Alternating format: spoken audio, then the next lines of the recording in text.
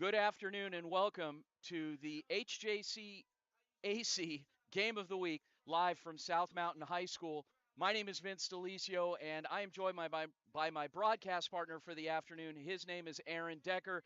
Aaron, we've got a battle of two great teams today. One that's obviously undefeated, one that's an upcoming team that's been in every single game. Yeah, both teams have great players on there. We were just going through a rundown of like all the different players on each team, defense and offense, that are dynamic, have great skill. So it should be an exciting game today for sure, just to see great football being played on the field. What I'm excited about is last week we actually called the Mustangs Pumas game out at Dobson High School. That was our game of the week last week. And running back Kavan, oh my gosh, Kavan Clark, for gosh sakes, we called his name so much last week. He went down in the first half with an injury. He's back. He's starting. This guy is dynamic. This guy literally can put the game on his shoulders and bring it home. And in the second half, it was more running back by committee. After losing Clark, Clark is back, so we're going to be calling his name a lot today. Yeah, and it's huge to be able to to have a player that is that dynamic and is that skillful back on the field and be able to play. That's a huge get for the Mustangs. So both teams are coming out now for the coin toss. I thought this would be a great opportunity for our fans to get a chance to hear from both head coaches. You had a chance to visit with Coach Madosky of the Mustangs in pregame, as well as Coach Davis. Let's go to Coach Davis first with the Salt River Scorpions.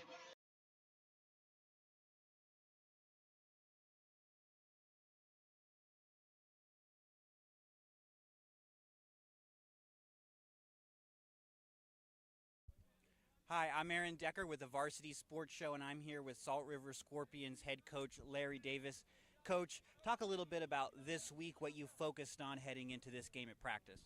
Well, you know what? We watched a whole lot of film, specifically on what we're doing, trying to identify things that we can improve on, and then went out on the field and tried to really just continue to emphasize fundamentals, basics, and really coaching out the details, man. I mean, that's the big thing. A lot of these games, we're in early, we're in those games, but then we make some mistakes. So just focusing on fundamentals, man, and the details of the game, and so we'll see how things fall out. And so, what do you see from the Maricopa Mustangs? They're a pretty good team. They're undefeated heading into this game. What are you seeing from them, and what challenges do they bring to your team? Well, you know, well coached, don't make a lot of mistakes, fundamentally sound. And I think that, you know, the coaches have done a really good job putting them in schemes that would help maximize the strengths of their football team. What we got to do is defensively, we got to create some turnovers. Offense got to put some drives together, man, and keep our defense off the field. And field position is going to be key to this game as well. Awesome. Thank you so much, Coach. Good luck to you, and have a great rest of your game, all right? Appreciate it. See ya. All right, I'm Aaron Decker with the Varsity Sports Show. Okay, well, your overall feeling, Aaron, in talking to Coach Davis, he's got one win. He's had a couple losses, tough losses, because he's been in every game.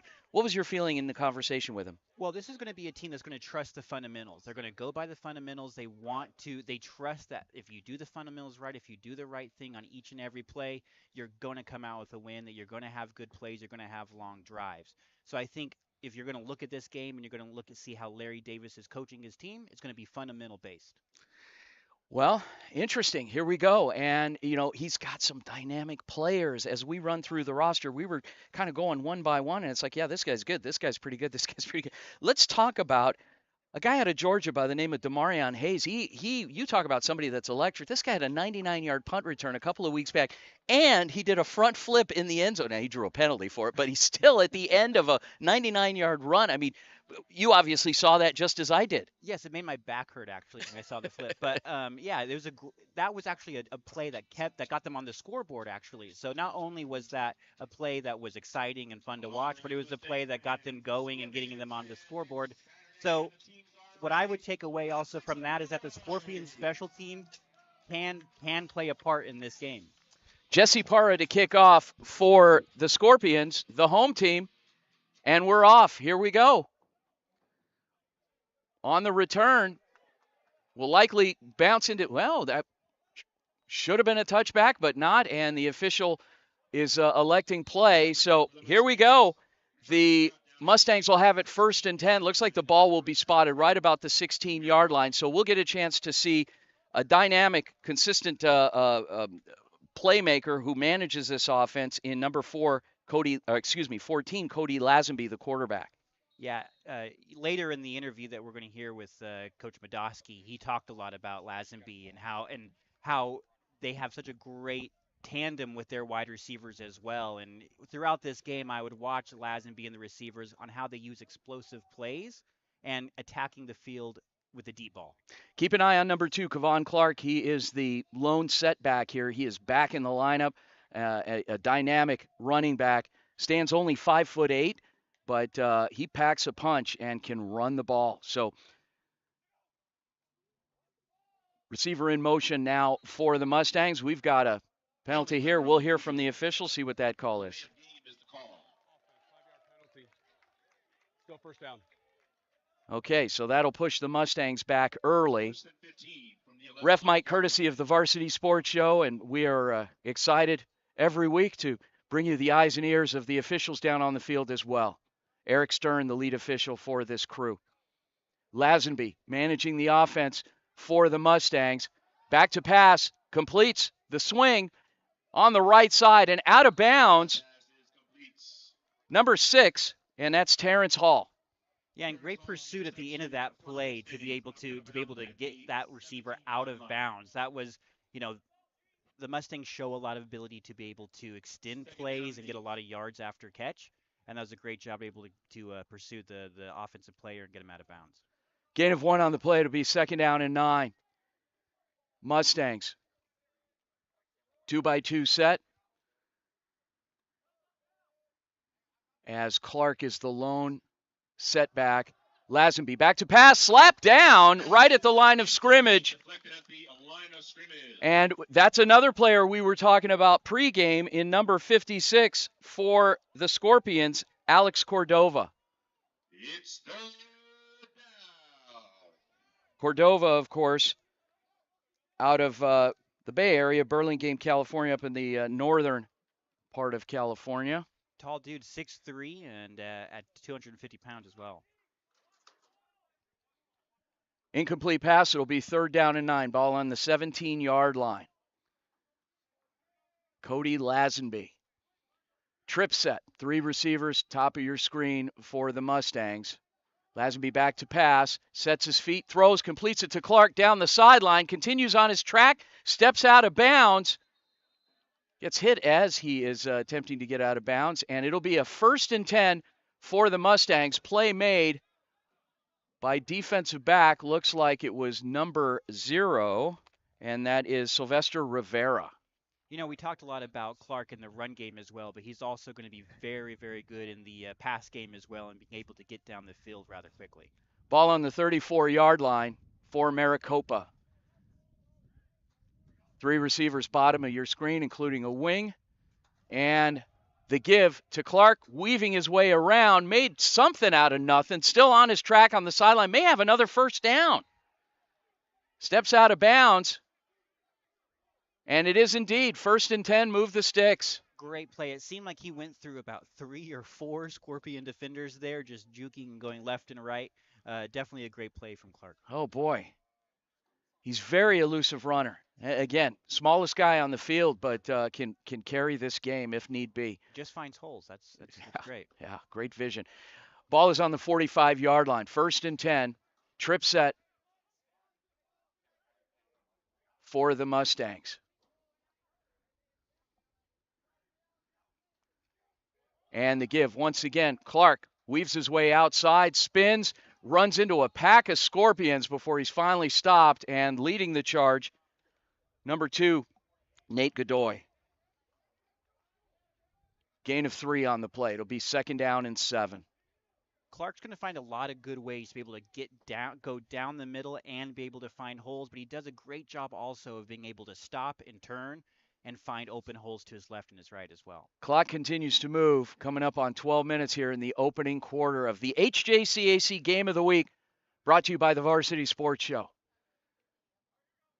Cody Lazenby, the quarterback, been the consistent mainstay, big body, about 6'4", solid, and can really pack a punch and throw it. Strong football. Tucks it and runs, heads down the sideline, and out of bounds. Nobody wants to take him on No. head on. Lazenby is so good at being able to be calm in the pocket and also being able to get out of the pocket, find holes, just like we were talking about with Clark as well. But he does such a good job of being able to get downfield with his legs. It's truly dynamic. Clock continues to run on 1st and 10. Ball is now on the Scorpions' 35-yard line. Trip set once again to the bottom of your screen, wide side of the field. Mustangs. Scorpions showing some edge pressure as the Mustangs adjust, bring in Xavier Espinoza to block. Lazenby's pass is complete and pushed out of bounds. In on the stop, 21, Blake Taylor. And the Mustangs just inching their way downfield here with a run game, short passes, a little bit of QB running as well, just finding their way downfield and taking time off the clock. Gain of 5 on the play, 2nd and 5, ball on the 30-yard line. Single back in the backfield. That trip set seems to be their go-to here in this opening quarter as they look to spread the field out just a bit, create some opportunities. Clark in the backfield. Espinoza in motion. And Lazenby back to pass. Scans the field, signals some receivers, looks to go over the top, finds a receiver wide open. It's Terrence Clark, and he's out of bounds. Wow. That was something we talked about earlier, was their attacking the field with the deep pass, and they set that up a lot with the run game and being able to just dink and dunk their way down the field and take a strike at one moment. Didn't turn out so well here, but great job on their part to connect. Correction, that was Terrence Hall, not Clark, Terrence Hall. And yes, ball thrown, a little overthrown out of bounds, but some athleticism and hauling that in. 3rd and 5. Mustangs.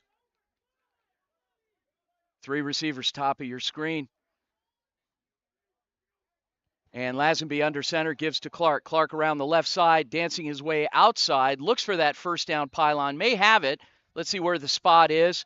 It's going to be close, and it is. 1st and 10 for the Mustangs and keeping the drive alive.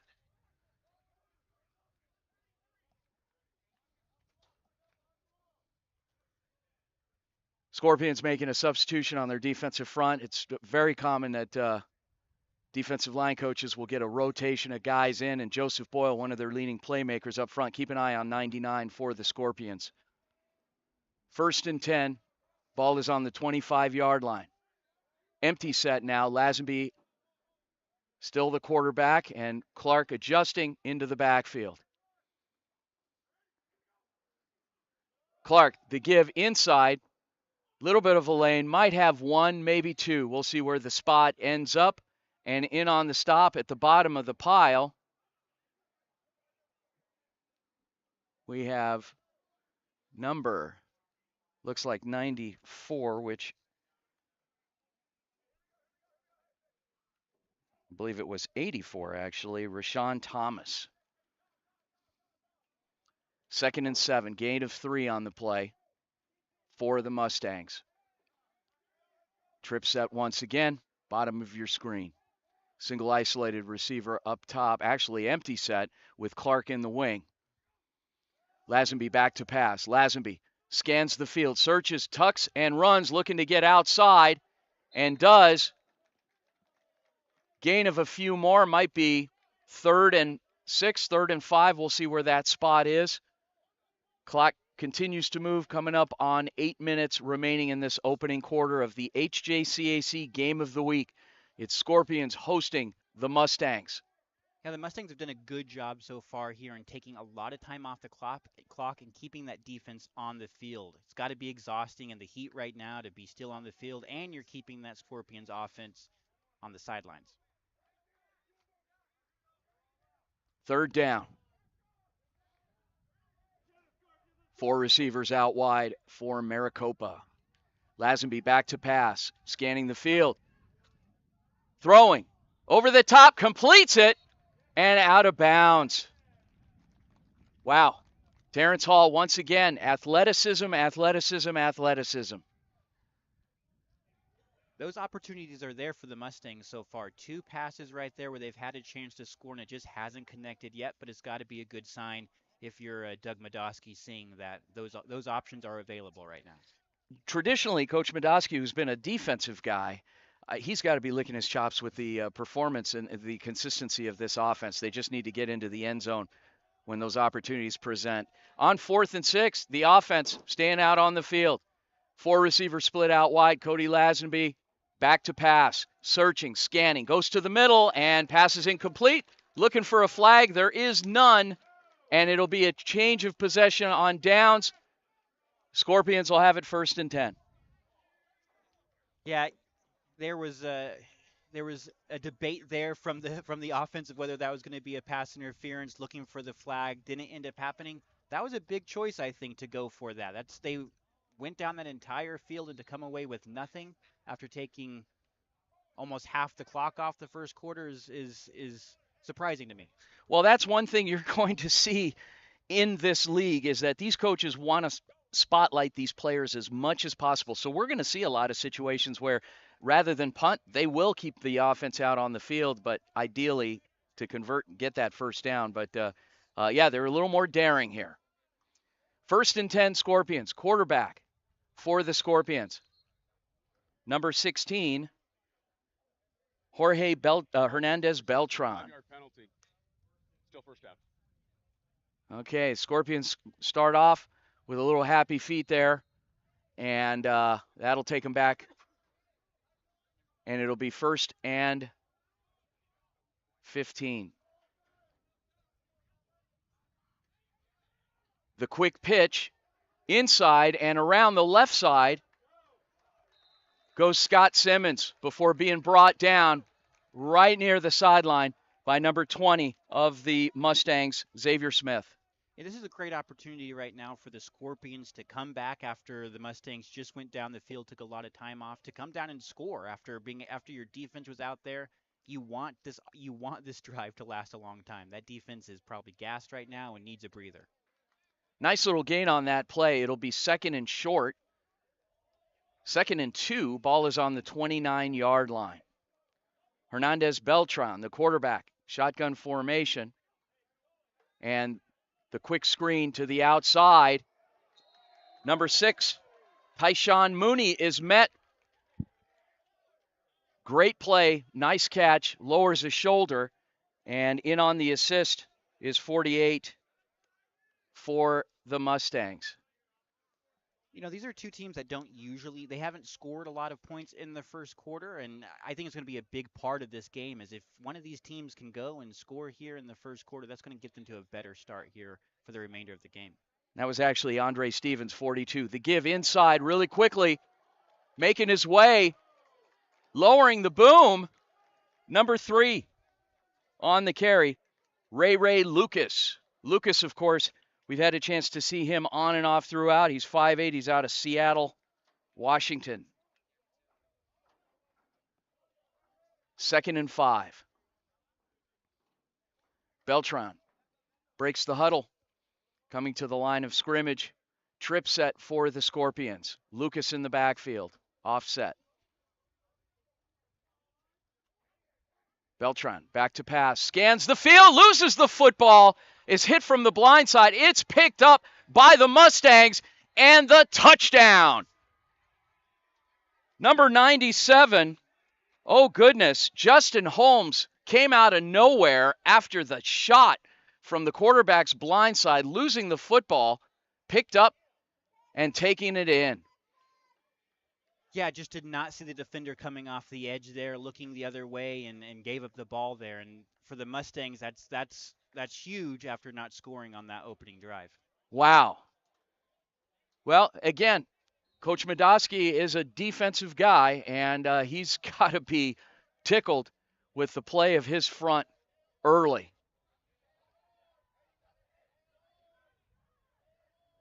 J.J. Dickerson comes in to kick the extra point for the Mustangs as they get settled with their PAT unit.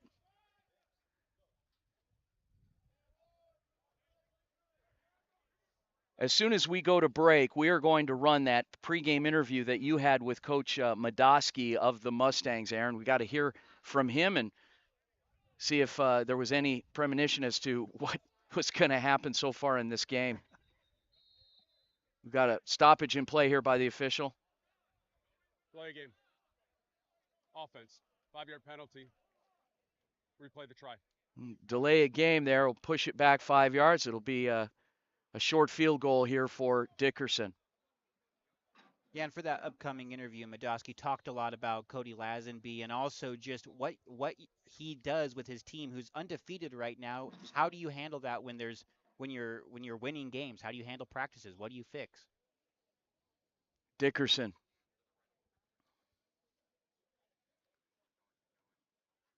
From 25 yards on the PAT attempt. Kick is up. Plenty of distance, but it's off to the right. No good. But with that, however, defense strikes first for the Mustangs, putting them up 6-0. We'll be back. Hi, I'm Aaron Decker with the Varsity Sports Show, and I'm here with Maricopa Mustangs head coach Doug Medoski. Coach, heading into this game, you're undefeated, you're coming off of a win. What do you do in practice when you're coming off of a win, and what do you focus on, and what do you want to bring in from last week that you did really well? I mean, I think we don't do anything different. I mean, we're going to practice every week to win. Obviously, from our standpoint, it just comes down to just taking care of the little things. If we have attention to detail and we work hard, we feel like we've got some good players on this team that can go out and turn the game into something different. But certainly, so does our opponent. So it's going to just come down to who's worked hard, who's got the work in they need to get in, and gets the best shot to win, and breaks flow that way. It seems that you have a really good tandem with Cody Lazenby and your receivers when it comes to explosive plays. What can you say about your quarterback and your receivers in that tandem you have? I mean, certainly Cody was a kid that we saw a year ago up at Utah. We thought was going to be a special kid, and he is. I mean, he's big. He can work a pocket, can get down the field. He's actually surprisingly athletic for his size. He can run really well. We wish he wouldn't try to run people over as much because he's 240 pounds, but we'll work on that stuff. But, and then certainly the fact that he can extend the plays with his legs and he's so durable because of that size, it gives us the chance to get some of those receivers loose down the field. We continue to play all the way through it, so we're not going to sit back and, it's not like this internal clock is going of 3 seconds or 4 seconds and the quarterback's got to get rid of it. He knows he can rhythm up in the pocket, work the pocket, and then we're going to get guys open down the field late. Awesome. Thank you so much, Coach. Have a great game. Good luck. Awesome. I'm Aaron Decker with the Varsity Sports Show.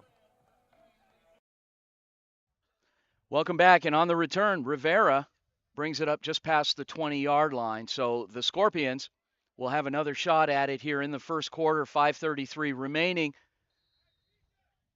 Down 6-0. Quarterback once again for the Scorpions, number 16, Jorge Hernandez Beltran. Beltran, of course, out of Cesar Chavez High School. Ray Lucas in the backfield as well. And Beltran underthrows the intended target, Tyshawn Mooney. It'll be 2nd and 10. You were talking about how Coach Medoski earlier is a defensive-minded coach, has a defensive background. How he attacks this is going to be interesting if he continues to apply pressure on the quarterback. Well, knowing him, he tends to hold it pretty close to the vest, but he picks his moments at just some interesting times of the game, and you can't fall asleep on Coach Medoski. 4 receivers lining up for the Scorpions. A 2-by-2 set for Salt River. Here come the Mustangs. Ray Lucas in the backfield finds his lane down the sideline, still on his feet, still pushing, and finally driven out of bounds, not before getting the first down near midfield. Scorpions offensive line did a great job there, just getting a nice push, enough for Lucas to be able to get a nice run there. The 22-yard carry for Ray Lucas, who shook off easily 4 defenders on that run. And a little push off at the end, too. That was nice. Here we go. 1st and 10 for the Scorpions. Trip set, bottom of your screen. Beltran, the quarterback, the give once again to Lucas. Lucas bowling over a defender, gaining 2 more, but making a statement on that run. second down and 8. Gain of 2 on the play. Clock continues to move in the first quarter. 4:28 and counting. Scorpions trying to put together a drive down early 6-0. And a good start so far after giving up that fumble that was returned for a touchdown by the Mustangs. He's able to be pretty much about midfield right now and a chance to get some points on the board.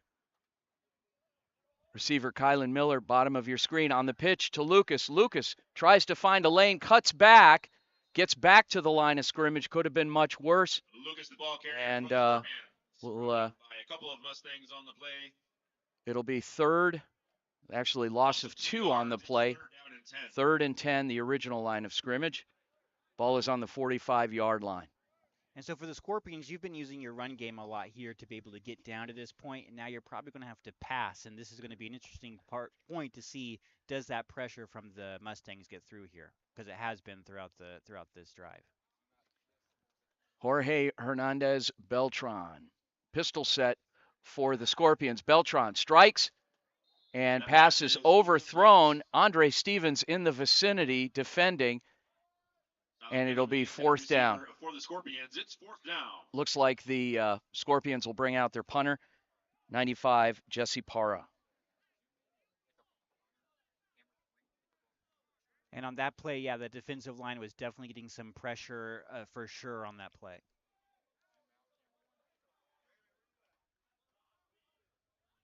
Parra awaits the snap. Good snap.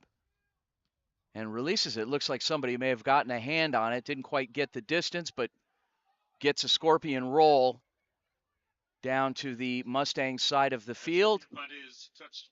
And it'll be 1st and 10 for Maricopa on about the 33-yard line.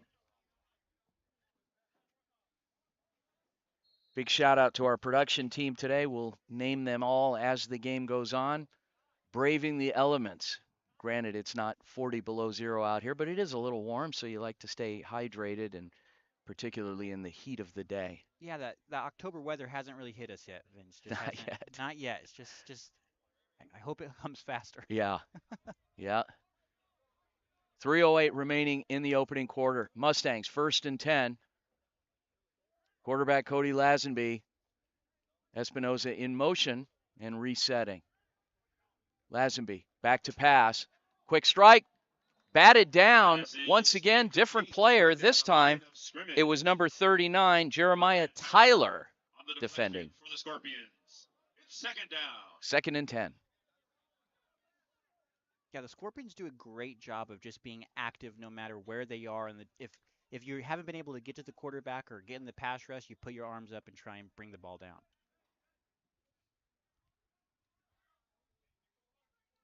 On 2nd and 10. Mustangs. Lazenby, quick strike once again. And not getting fooled on that play. Defender, number 9, Demarion Hayes, making a play. There's Demarion Hayes. He had that punt return for a touchdown last week, and now he has a really good defensive play to give the Mustangs an important 3rd down here early in the game. It was interesting how quick he jumped that route, and just the explosiveness. And yeah, the Scorpions have great pursuit. 3rd and 10.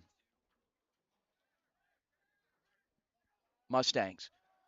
Lazenby drifts back, looking at the screen, hits Clark along the sideline, still on his track, continuing on before stepping out of bounds. May have momentum may have taken him out, but not before getting the 1st down. 8-yard line. And the ball will be placed on the Scorpions' 38-yard line. It'll be 1st and 10, Maricopa. And on that play, Lazenby just had he had great protection from his offensive line, giving him time to go look through his progressions, and then when none of them were available downfield, hit it to Clark. Clock continues to move, coming up on 2 minutes in this opening quarter. Empty set for the Mustangs, 4 receivers to one side. Keep an eye out for that single isolated receiver up top as Lazenby tucks it away and runs, still on his feet, still moving, drops a shoulder, and takes a defender down. First down, Cody Lazenby but that keeps run, himself. wow. Yeah, Lazenby just Near the 13-yard line. utilizes First his and run 10 game so Mustangs. well. In that interview, Madosky talked about he wished Lazenby didn't, think he was a 300-pound dude who could just truck everybody. But he definitely uses that tool when he can. First and 10, ball is on the 13-yard line, and the 25-yard gain by quarterback Cody Lazenby. Single back in the backfield in Kevon Clark. The give to Clark. Clark pushing his way to the outside. We'll see where he got that spot. May have been just shy of the first down. And that was a 6-yard gain. It'll be 2nd and 4 on the 7. Inside a minute remaining in this opening quarter. Mustangs looking to add to their early lead here, leading 6-0, knocking on the door. Quarterback Cody Lazenby, trip set, spread out the field a bit. Kevon Clark in the backfield. Lazenby back to pass. Lazenby scans, and ball is batted down once again. This is incomplete, deflected once again by the Scorpions. I believe that was Alex Cordova who had the deflection there on the line. Wow, so he's had 2 of those already. And 39, Jeremiah Tyler's had one, and it's been in the same area along that left side. Yeah, just that's great coaching to be able to tell your players to put your arms up when the quarterback's about to pass, especially on the goal line. Defensive line coach Stephen Weiss, that Larry Davis actually is for the Scorpions. Lazenby tucks it away, runs, and he walks in for the Mustang touchdown. Nobody accounted for the quarterback on that play. Yeah, it looks like in the end zone there was a little bit of some defensive players and offensive players just were collided almost. Marker on the field for a holding against Maricopa. Maricopa. 10-yard penalty. Still 3rd down. Well, that's a little bit of a stumble, but with how easy that looked, there's no reason why they can't try it again. Ball is spotted at the 17-yard line. It'll be 3rd Surprising. That was a nice little run by the quarterback. Yeah, it just pushes the Mustangs back a little bit farther back now, about 17 yards to the goal line on a 3rd down.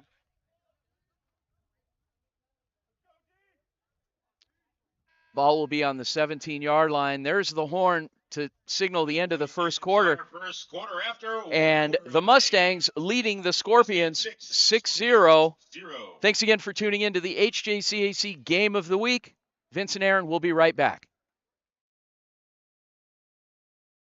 When you think of family restaurants and sports bars, think Bonfire. Bonfire is part of the Tempe landscape, supporting local schools. Join the Bonfire Booster Club Challenge. Mention Corona del Sol, Desert Vista, Marcos de Niza, Mountain Point, or Valley Christian, and that school's sports program will earn loyalty points. The winner after football season will earn a fundraiser at Bonfire. Come for the food and fun, support the community. Bonfire, open every day east of I-10 on Warner. Show your game ticket all day Friday and Saturday and get 15% off. 480-306-6801. Hello, friends. Vince DeLisio from the Varsity Sports Show. Thanks for allowing us into your lives every Saturday from 8 to 10 a.m. These are tough times globally. We see it just as you do. We recognize difficulty, and while our jobs as journalists is to report news, we choose positive, uplifting stories that can inspire you, make you think, make you smile. We thank you for listening to the Varsity Sports Show.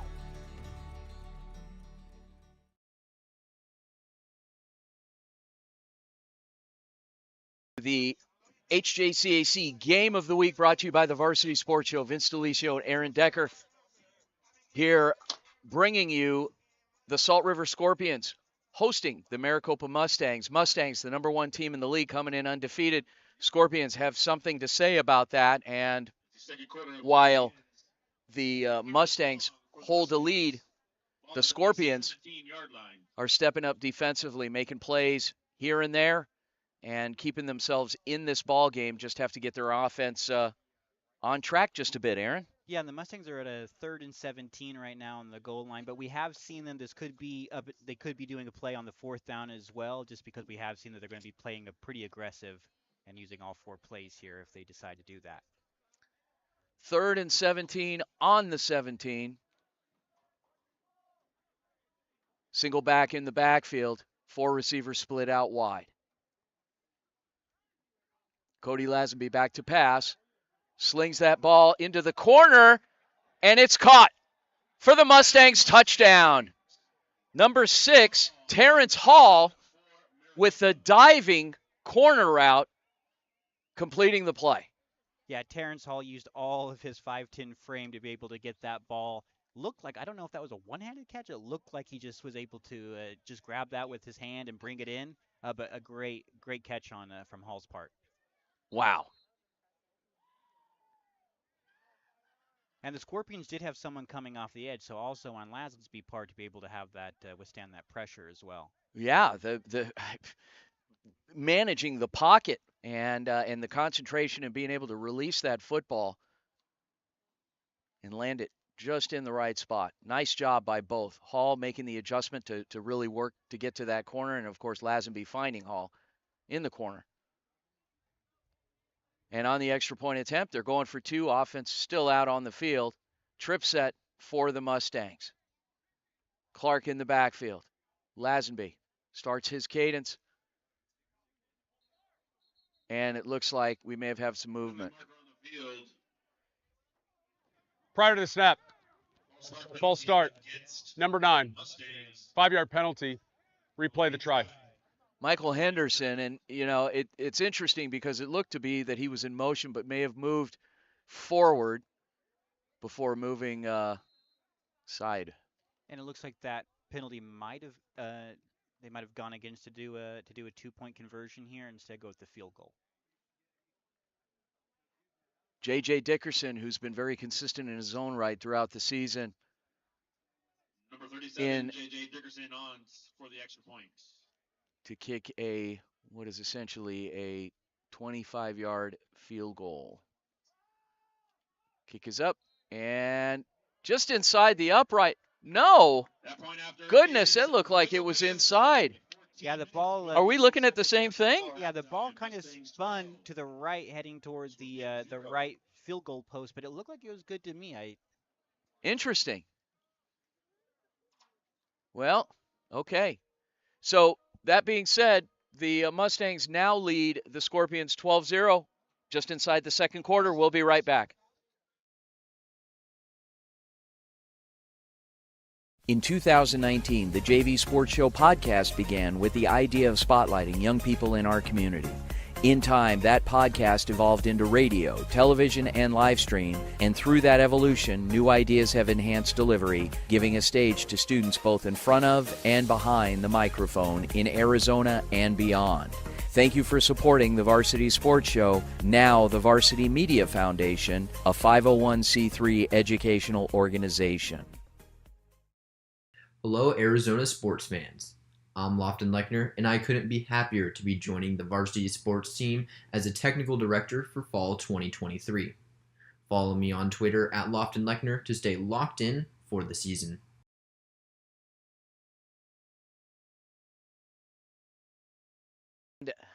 Kicking off for the Mustangs, J.J. Dickerson, who handles kicking, punting duties.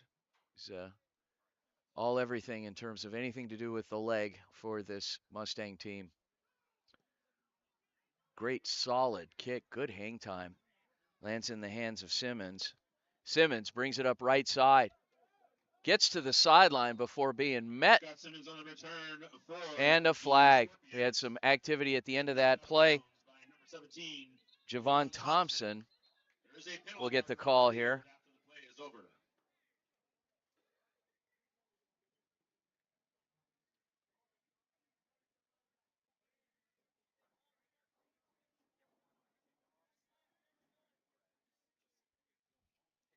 Personal foul penalty is called against the Personal foul. Scorpions. We've had more unsportsmanlike conduct penalties on sidelines of games than I remember. I mean, it's just so much activity that you can't see going on, but the refs do. It does seem that the coaches do a good job, though, of being able to huddle their team together real fast and just being able to get that composure back. 1st and 10 for the Scorpions. Ball's on the 13-yard line. Quarterback Daniel Hernandez Beltran. Excuse me, Jorge Hernandez Beltran. Beltran, the give inside to Lucas. Lucas finding a pile right in the middle of the line. Yeah, that defensive line really for the Mustangs just was able to squeeze up and make sure that running game was stopped pretty much right at the start. Casey Adu Gyamfi in on the stop. Big number 79 in the middle for Maricopa. Out of Shadow Ridge High School in Surprise. Beltran nearly picked off. Pass is incomplete, deflected, and nearly intercepted on the and it'll be 3rd down just like that. Yeah, they went for a quick pass there, but still the defender was able to just make a quick reaction and almost had the pick. 3rd and 10. I'm sorry, Aaron, go ahead. That's my apologies, but I couldn't see the number on who it was that almost had that pick. But yeah, that was impressive to be able to just have that pursuit and attack the ball.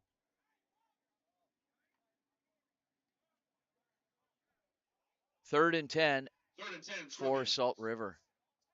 4 receivers split out wide. Lucas in the backfield. Beltran back to pass.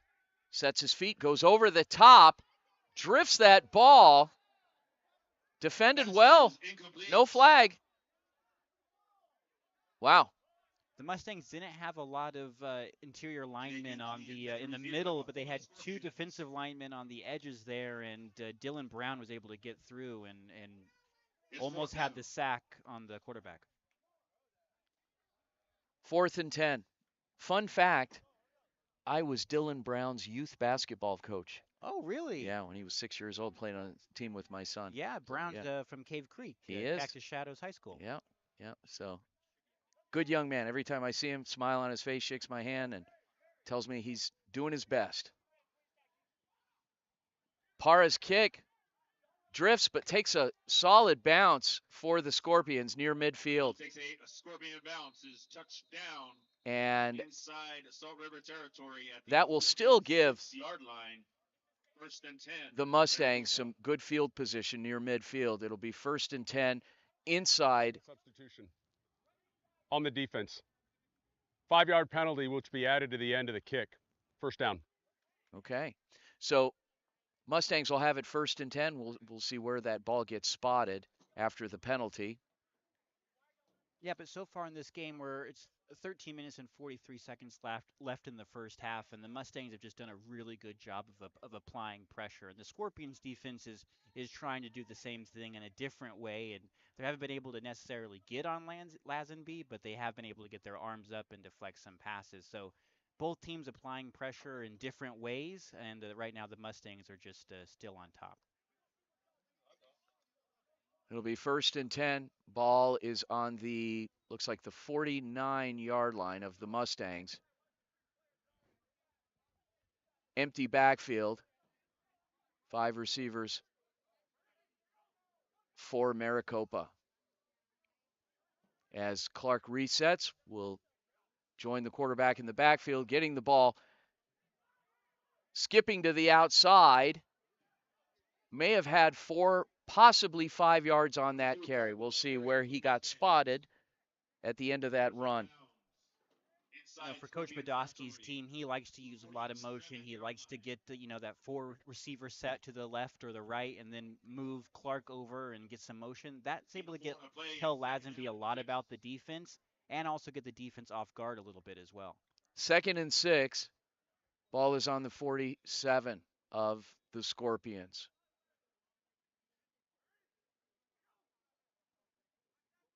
Scorpions show blitz. Here they come. Lazenby back to pass. Lazenby, and he is sacked. The sack stopped by 43. Isaiah Simmons showed blitz the whole way, came through, and took Lazenby down. Yeah, Simmons just came up. He kind of prepped for the blitz right away, and still, even with being pretty clear right at the beginning of the play that Simmons was going to rush, he was still able to get through. So that's a great effort on the Scorpions side to be able to finally get to Lazenby. Pretty incredible that how these defenders can time the snap. A Yeah. lot of times they'll get the call, the encroachment call, but timing that out It's great coaching. It is great coaching. 4 receivers out wide. Lazenby back to pass. Lazenby goes over the top, and we've got the flag. Incomplete. There is a penalty marker on the field. We'll find out. We already have a sense of what the call is going to be, but we'll hear it from Eric Stern. Yeah, holding. Defense, number 2. 10-yard penalty and an automatic first down.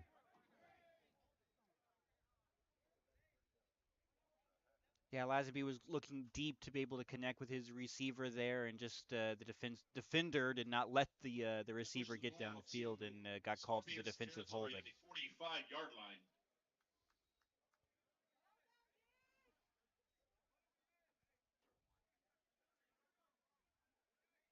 First and 10, Mustangs. And now it'll be a 1st and 10 for the Mustangs. Empty set once again for Maricopa. Lazenby back to pass. Lazenby, and he is hit. Roshan Thomas came out of nowhere and dropped Lazenby from his blind side.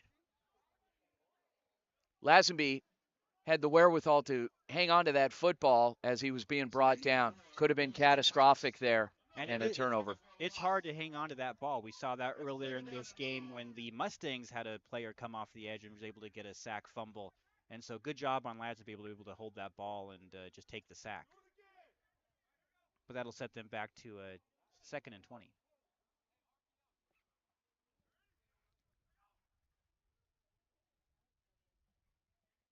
Second and long. The give. Our first view of the day of number 24, an aggressive runner for the Mustangs, Daniel James Ervin. Had some carries last week in the second half when Kevon Clark went down with injury and helped to maintain the consistency of the offense and keep the clock moving. So now it'll be 3rd and long, 3rd and 17, specifically for the Mustangs offense. And we've been able to see them get downfield, take long drives, score. So this is a big moment for the Scorpions to be able to finally get the Mustangs off the field without necessarily having long drives or scoring on the play.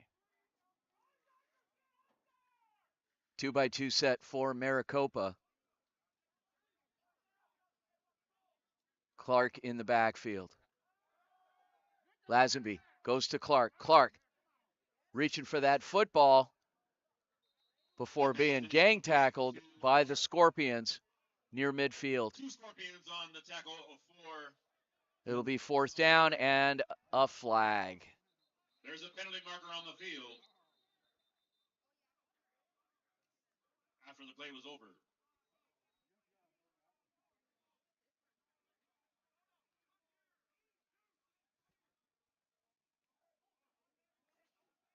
Well, as we await lead official Eric Stern and this veteran crew.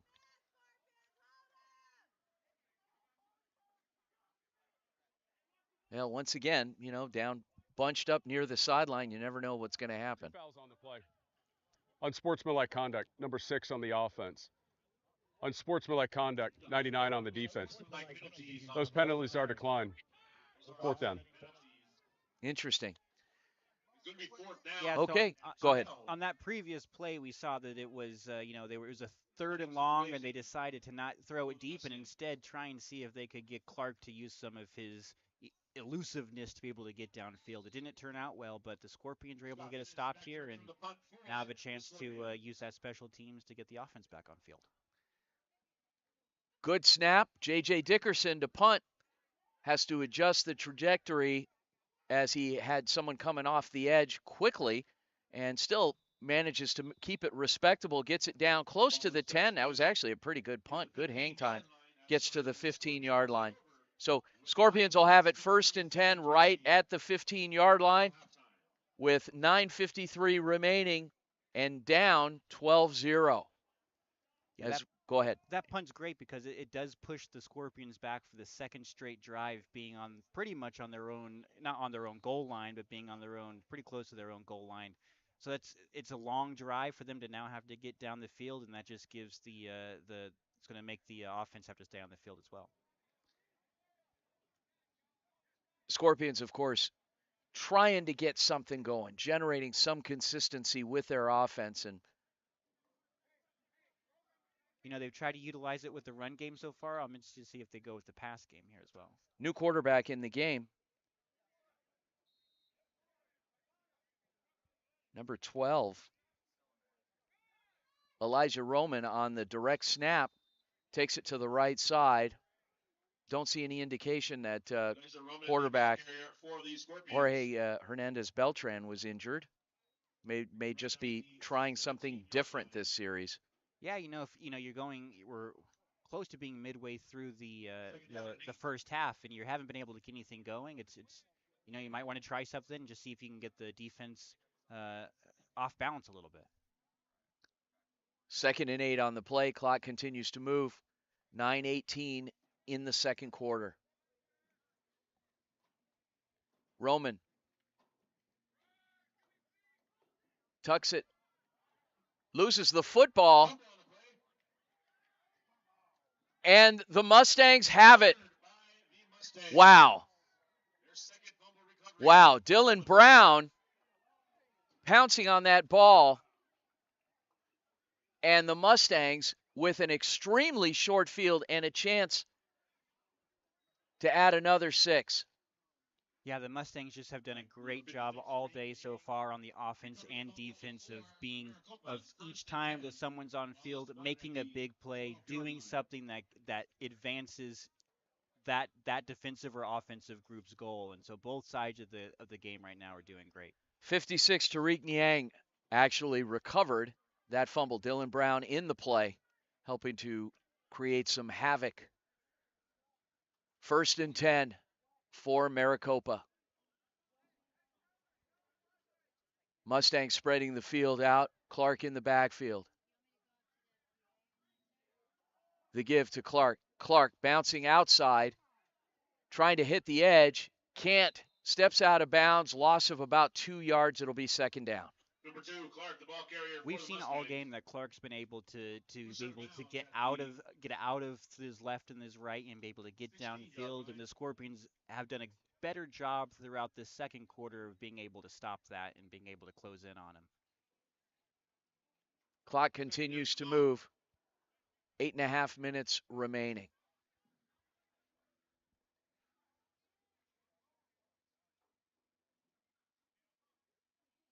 Once again, the strategy to spread the field out, bringing another element of this offense in the legs of Cody Lazenby, and being able to tuck that ball away and run. Lazenby pulls it back in, throws on the slant route, can't complete it, and it'll be 3rd and 14. Yeah, just a little bit congested over there where Lazenby was throwing to the point that he wasn't able to connect with his receiver.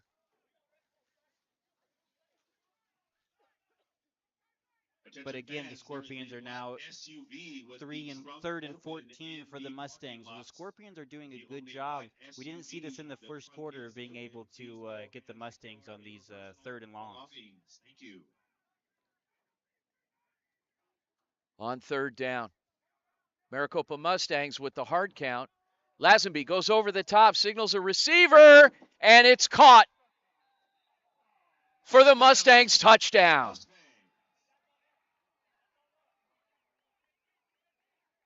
That target was an adjustment, not originally called. Lazenby saw something, signaled his receiver to turn in. Receiver on that touchdown play. Tariq Strong on the reception. Yeah, that Mateen Strong, excuse me. Mateen Strong, who's made plays in and out this season throughout games and coming up big on the adjusted route. Aaron. That was a great play. Yeah, you saw Lazenby, point to him and direct that he was throwing, and Malik Daniels, the defensive back who was on that, seemed like he had a good beat on the ball, but it still got in the hands of the receiver. Dickerson this time gets it right. And with inside of 8 minutes remaining till halftime, the Mustangs leading the Scorpions 19-0 here on the HJCAC Game of the Week. We'll be right back.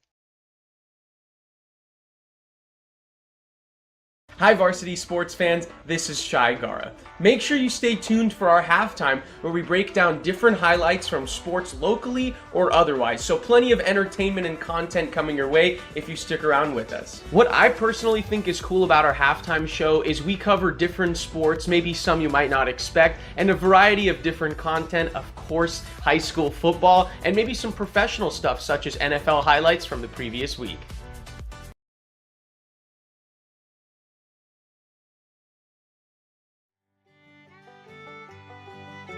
Hey folks, J.R. Lambright here, special field correspondent for the Varsity Sports Show. Join me every Saturday from 8 to 10 a.m. Pacific for JR's Texas Tales, where I share stories of Texans who triumphed over adversity. Welcome back. Dickerson's kick, another booming kick. Not quite into the end zone, but Simmons on the return. Heads up the right sideline. And will be starting the Scorpions drive just outside of the 15-yard line. Call it the 17. It'll be 1st and 10. Earlier I said that, both sides of the Mustangs were doing really well, the offense and the defense, but I got to give credit to their special teams. The punt unit and the kick return unit kicking team unit has done a great job of just being able to get the Scorpions within their own 20-yard line. 7:46 remaining till half. As Salt River Scorpions and the quarterback situation coming back, rotating back to Jorge Hernandez Beltran, number 16. Beltran. And the give to the big bruising back, number 47, Garnett Houston. Stopped at the line of scrimmage, and in on the stop, Justin Holmes and others. We saw in that last drive for the Scorpions, they were trying new things. They didn't have Beltran in there, and so now they have him back out there and see if they can just get the run game going in the pass game in more of a conventional way. Stick around, folks, at halftime. We've got special halftime segments for you, presented by our amazing Varsity Sports Show team. Beltran, back to pass. Scans the field, goes over the top to the isolated receiver, throws into double coverage, and it's intercepted. Intercepted on the tip drill by number 48 of the Mustangs.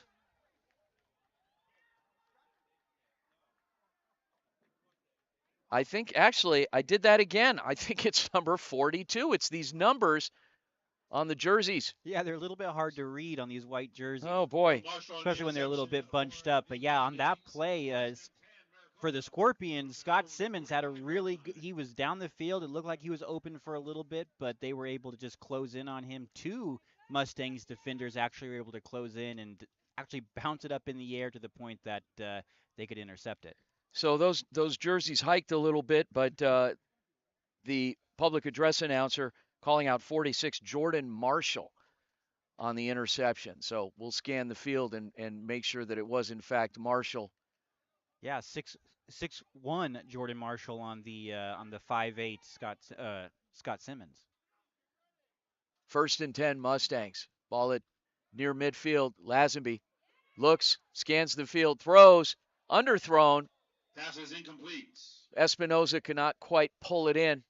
And it'll be 2nd and 10. If that play was connected, Espinoza definitely had good 20 more yards. He could have gone down the field, especially if he was able to be a little bit elusive and juke. So that's disappointing to see that ball is dropped a little bit. But, yeah, there was some pressure on that play that Lazenby had to kind of get out of the pocket and had to hurry that throw. 6:46 remaining till half. 2nd and 10 for the Mustangs, ball on the 45-yard line. Daniel James Irvin in the backfield for Maricopa. 3 receivers up top. Espinoza in motion. And Lazenby sprints out to his right. Couldn't quite connect with the intended target. It'll be incomplete. 3rd and 10. Yeah, on that play, they had the Lazenby go out a little bit and go to his right to throw the ball, and it just didn't connect with the receiver. Looks like we've got a lineman that The intended receiver for the Mustangs. may have twisted an ankle down on the field as he's being tended to. We've got a second player down as well. We'll be right back here with 6:40 remaining till half.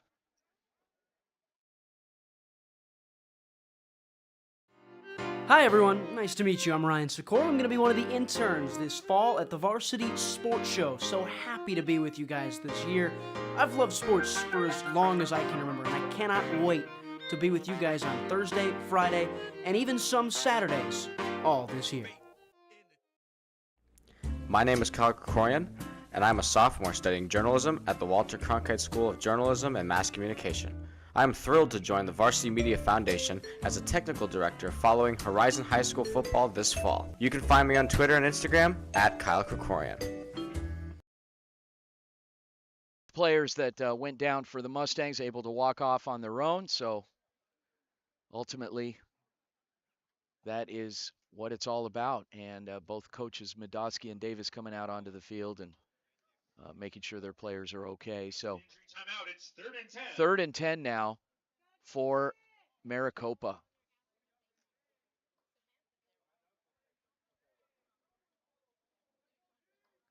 Single back in the backfield in Kevon Clark. Trip set for Maricopa.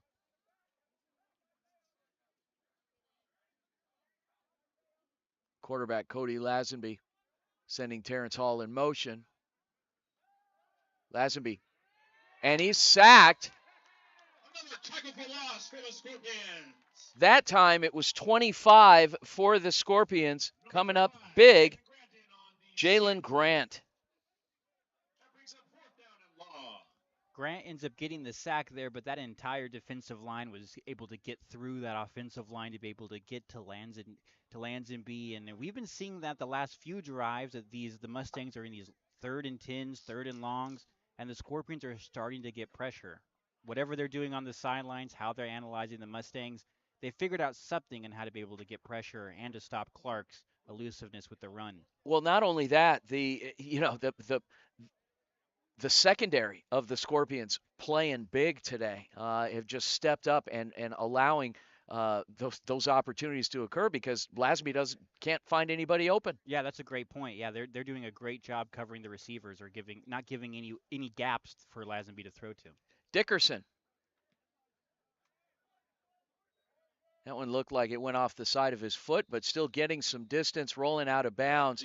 That'll be inside the 30. Goes out of bounds. Nice little punt there, considering that's not one of his best ones. Still get some distance, get some nice roll, and still pinning the Scorpions back a little bit. They'll be inside their 30. It'll be 1st and 10 on their own 29-yard line. I think if you're the Scorpions right now, you want just to sustain a drive. I don't know if, goal-wise, there's still a lot of game left. Just sustain a drive, get your defense some rest. They've been on the field a lot. Just try and stay on the field as long as possible and try and get a score. But I think for sure the goal is you got to get this defense some rest. Jorge Hernandez Beltran back in the game, managing this offense. Ray Lucas. And another flag will likely go against the Mustangs. After the play is over, penalty markers on the field. Ray Lucas, ball carrier for the Scorpions. After the play, personal foul. Late hit number 93. 15 yards and an automatic first down. So you could tell without even knowing initially who exactly it was going to be on. Coach Medosky stepped on the field and was scolding his defense a little bit. And so you knew right then that it was likely going to be against the Mustangs. You like aggressive play, but keeping it within the rules of the game. Beltran completes it after a little bit of bobbling on the reception. Caught by number 11, Demarion Anderson. Yeah, and that bobble took a lot of time for him to be able to get that in, and it gave 3 Mustang defenders tons of time to get down the field and be able to surround him and tackle him. Loss of 3 on the play. It'll be 2nd and 13, ball on the 40-yard line.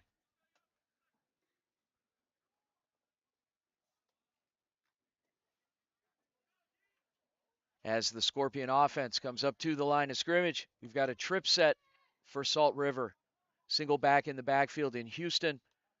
Beltran, the quarterback. Beltran back to pass. Sits back, goes over the top, drifting that ball, lands right in the hands of safety Andre Stevens for the interception.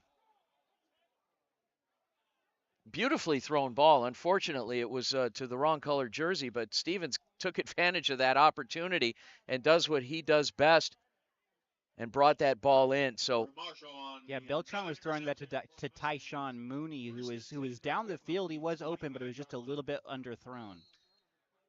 1st and 10 for the Mustangs.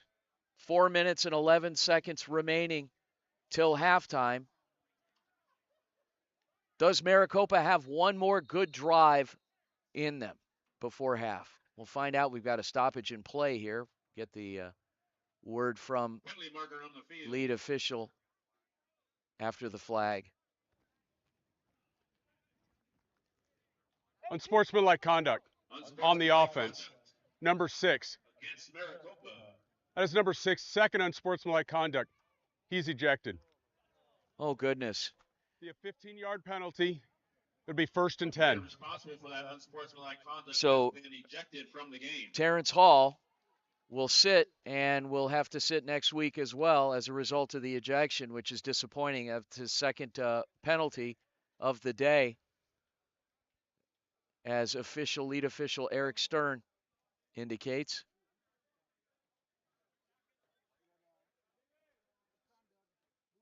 These league games. After the penalty, the ball will be spotted at the 13-yard line, 1st and 10. A lot of chatter down on the field. You know, it's hot. It's, things get heated physically and, mentally as well on the field, but you got to keep your composure because now you're off the field for this game and the next one, and that hurts your team. And I'm sure Madosky, that's what he's feeling and letting his team know and his player know. Well, extreme sense of disappointment for sure. 1st and 10. We'll see what the result was. 15 yards back. Loss of real estate for Maricopa. So not only are you down an exceptional player, but you're also in more of a hole offensively. Yeah, and this is kind of the first time probably since the first quarter that we've seen the Mustangs this deep down in their own side of the field. So they have a chance to be able to extend this drive and possibly take it to the end of the half if they can go all the way downfield. But also on this flip side for the Scorpions, they got the Mustangs in a pretty good spot.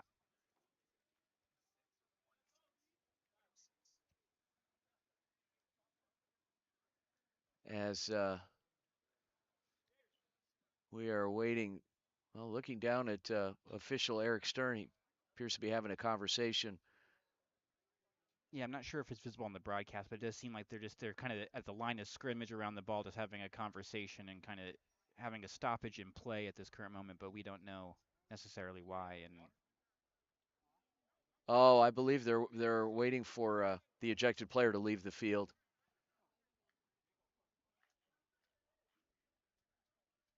Yeah, but it does look like that player is currently walking back to the locker room.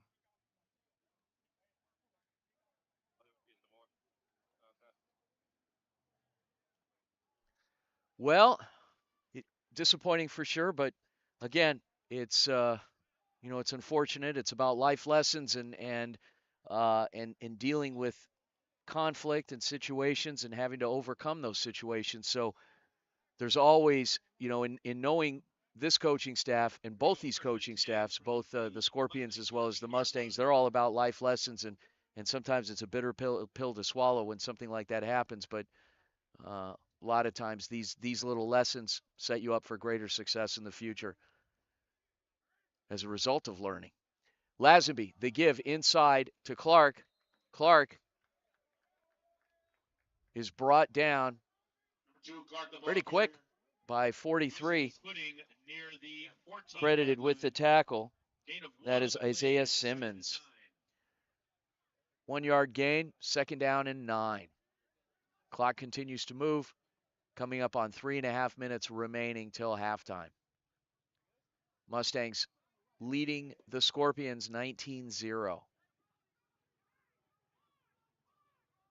Trip set for Maricopa.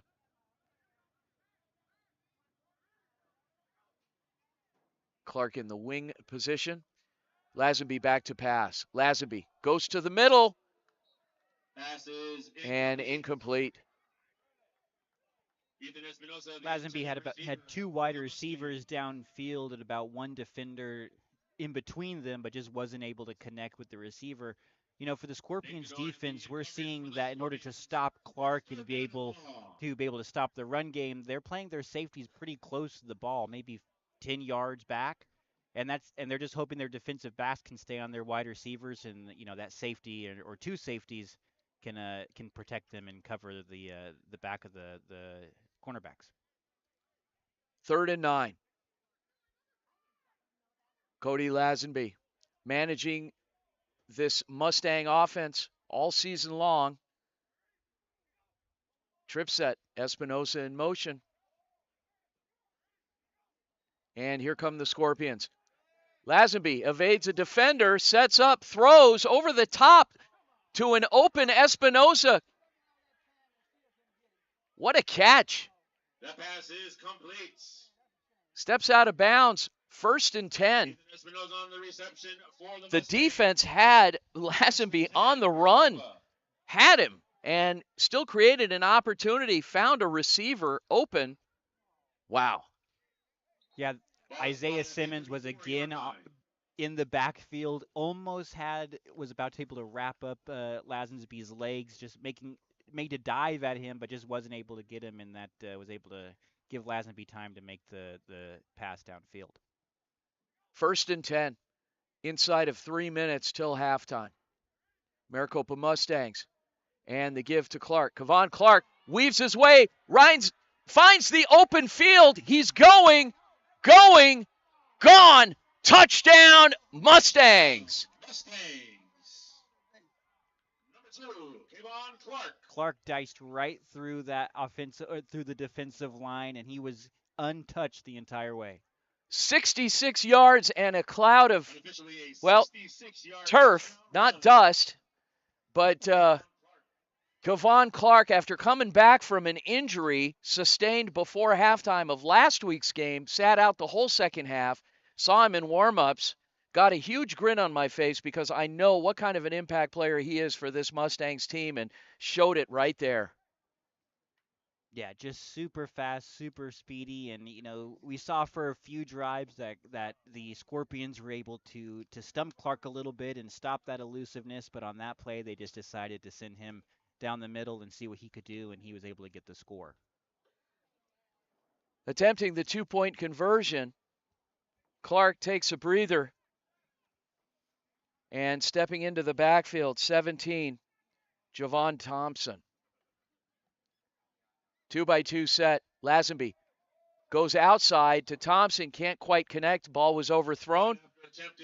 But the Mustangs now lead the Salt River Scorpions 25-0 with 2.5 minutes remaining till half here on the HJCAC Game of the Week from South Mountain High School in Phoenix. We'll be back.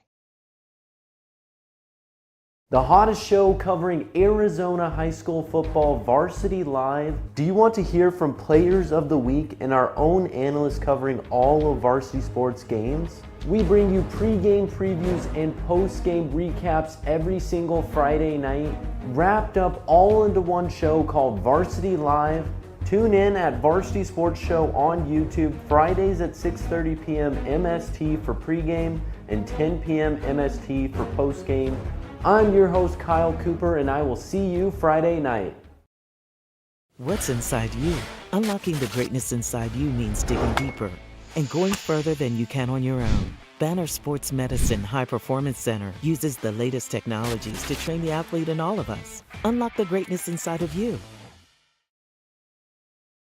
HJCAC Game of the Week, Vince DeLisio and Aaron Decker out at South Mountain High School as the Mustangs put together a drive for the ages, capped off by a 66-yard touchdown run by Kevon Clark. And the kickoff here by J.J. Dickerson lands in the hands of number 9, Demarion Hayes. So, question I have for you, Aaron Decker. You are serving analysis in this game. You've been studying both of these teams. Let's put on your coaching hat. You are Coach Larry Davis here in this final drive, 2 minutes remaining. What's your strategy here? Well, yeah, you're down 25 right now. I think you do have to start. You do want to start passing and getting downfield. But we've seen them run the ball a lot and try and stick with that run game. And a lot of coaches don't want to give up what makes their team and their identity. But I would try and attack the secondary of the Mustangs. We haven't seen them do that. Let's see if we can maybe use some play action. We've been using a lot of run. So let's see if we can get the play action and attack the secondary of the Mustangs and see if we can get some explosive plays. We're going to get a look at quarterback Caleb Miller after the run by Garnett Houston. Caleb Miller, of course, played a lot of quarterback first couple of games of the season before starting a bit of a rotation with Hernandez Beltran. So Miller presents a different option, and the attempted pass is no good, incomplete. But as I was saying, Miller been a very consistent player managing the offense for the Scorpions. Just needed a little jolt of something different to mix things up, and Hernandez presents that option, Hernandez Beltran. But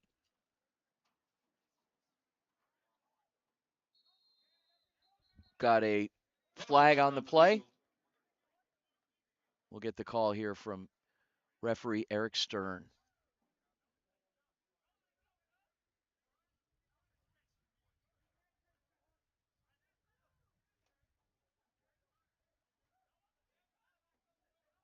Well, while they analyze this real fast, I will say that Garnett Houston, the running back, is currently in the. Looks like they're about to make the call right now. Yeah, be first down. Disconcerting act on the defense. 5-yard penalty. The result is a first down. Okay. All right. So that'll give them the first down. But they have Garnett Houston, the running back, is in right now. I don't think he's been in that much so far, but he's 230 pounds. He's a bigger dude. Could be a good use of an extra blocker as well. Miller scrambles, throws, completes to a wide open Demarion Thompson, taken out of bounds. Demarion Anderson, not before getting the first down, though. Anderson and the flags. In the offensive backfield.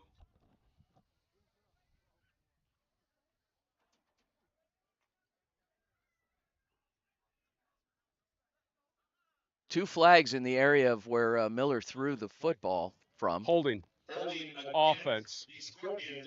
Personal foul, roughing the passer. Personal foul, roughing the passer, penalty against the Mustangs. Those penalties are off. Still first down. We'll replay first down.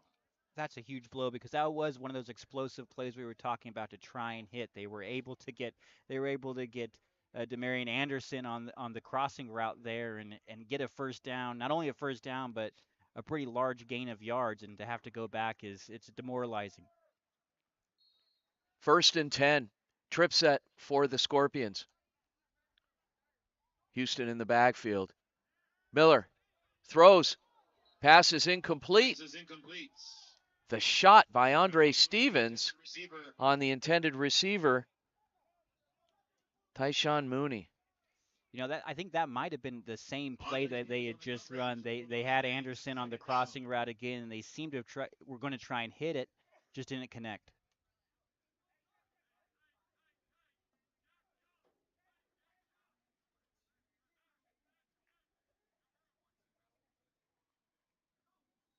Miller back to pass. Goes to the out route to Mooney, and Dex, oh my gosh, one of the attendants holding the sticks on the sideline bounces back up though. Wow, you talk about a hazardous duty pay. Boy. Got to put some pads on too, I guess, yeah. on the sideline. Oh man.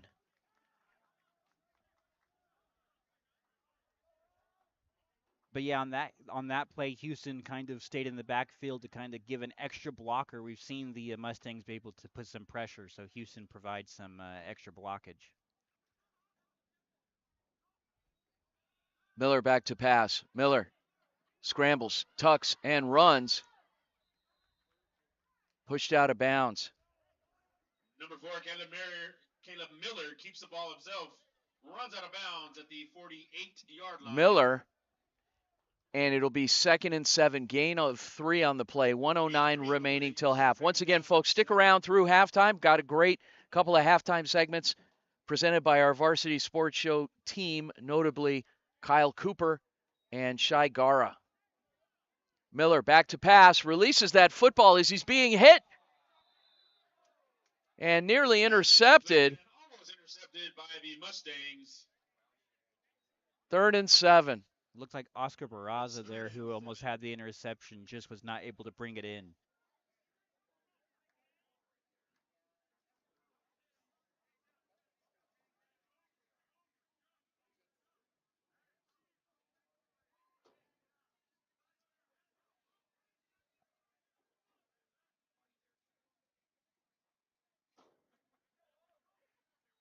Miller back to pass. Miller once again to the out route to Mooney. Pass was underthrown. And it'll be 4th and 7, under 1 minute remaining. We'll see if Coach Davis decides to dial up his offense for one more play here. Aaron, what would you do? Well, it's 4th and 7. You don't have to go. You don't have to go all the way down the field. You don't have to score in this play. I'm just saying, let's get the first down here. Their first time out of the second half. And I think this is a smart call. Take a timeout, talk about it. You want this play to work. You want to go through it. You want to make sure that everyone knows exactly what they're doing, know where you're meant to be. We saw in that previous play was a little bit underthrown. That could have been the wide receiver just going a little bit too far downfield. Who knows? But you want to make sure that this play is everyone is on the same page. So I think this is a great timeout. And I think the goal here is to just get a first down. What would you do in this situation, Vince? I got nothing to lose. It's 25-0 going in at half. Take a strike. What's the worst that can happen? Yeah, I hear that. I get that.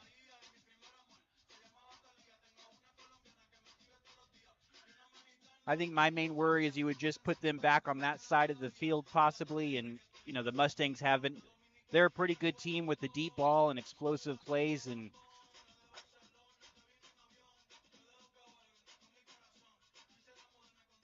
And they still have their timeouts as well, so they could go down the field and possibly get a field goal or score. 4th and 7, and Jesse Parra will come out to punt.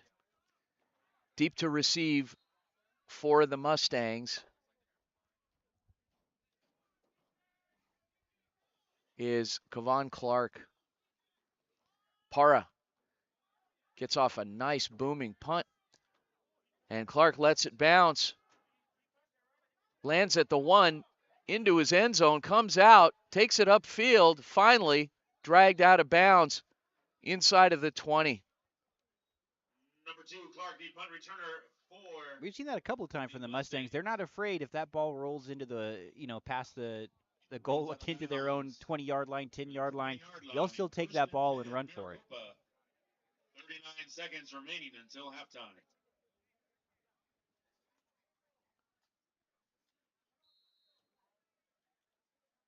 But the Mustangs will come out here with about 39 seconds left on their own 20.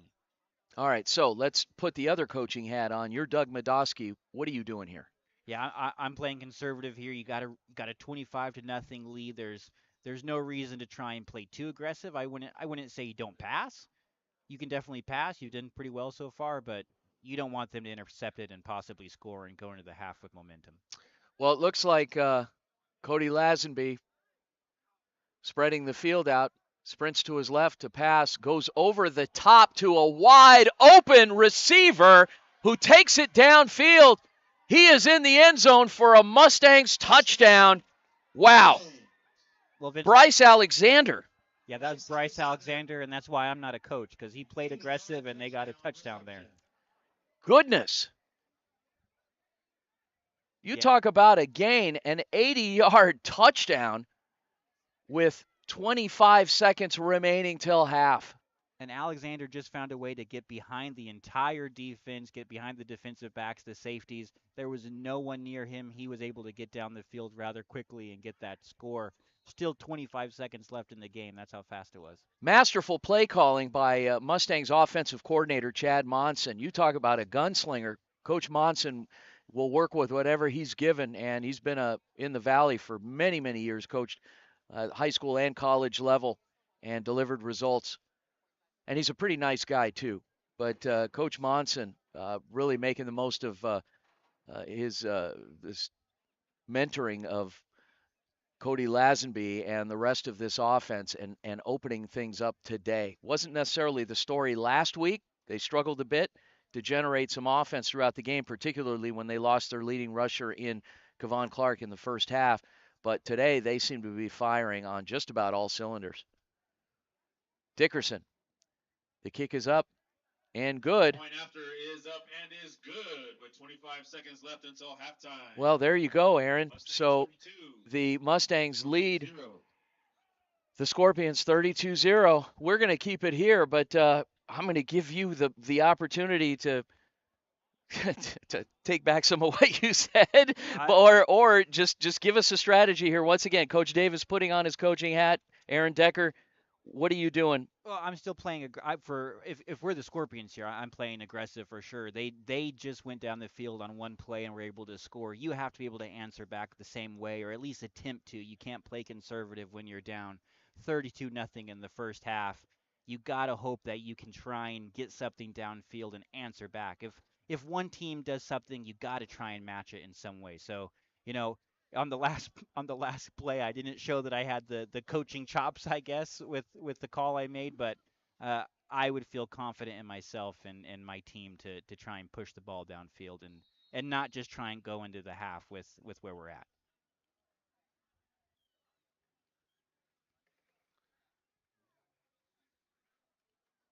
But one thing I do want to add is I think that just shows how much the depth and wide receiver that the Mustangs have is. We saw Terrence Hall get ejected in the game, and they were able to go the next drive and have their wide receiver score a touchdown. They have great depth there. Do they ever? Okay, well, with 19 seconds remaining, this literally the final drive of the first half. Turns the kickoff to the 20. We will see what Coach Davis and staff dial up for this Scorpions offense. Starting with the quarterback position, you've got two capable quarterbacks in number 4, Caleb Miller, and number 16, Jorge Hernandez Beltran. One thing I would tell my quarterback and my team is we have two timeouts. We don't have to try and get a touchdown right now. We can try and get down the field. We have two timeouts to stop the clock. So this doesn't have to be done right away.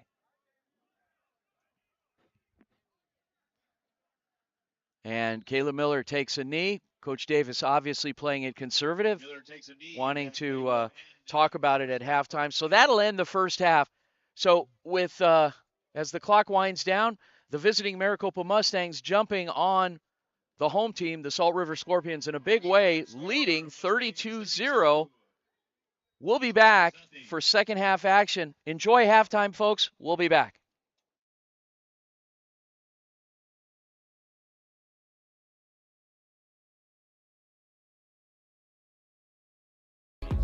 Game 3 of the NLDS between the Dodgers and Diamondbacks. The D-backs trying to sweep the Dodgers and pull off the upset and get to the National League Championship Series. We start in the bottom of the third. How about Geraldo Perdomo getting the scoring started with a solo home run off Dodgers starter Lance Lynn. Take a look at it again. Perdomo hits it off his knee and goes deep to get them on the board. Ketel Marte, 2 batters later for the D-backs, facing Lance Lynn, and he's going to hit a monstrous solo home run that's way out of there to right field, and the D-backs double up their lead. The dugout loves it, and you can feel the D-backs having all the momentum in the world. But that wouldn't be it for the inning. 2 more batters later, Christian Walker, a line drive home run that also gets out, this time to left field on a 3-1 count, and it is 3-0. 3 homers in the inning for the D-backs. Take a look at it again. Christian Walker,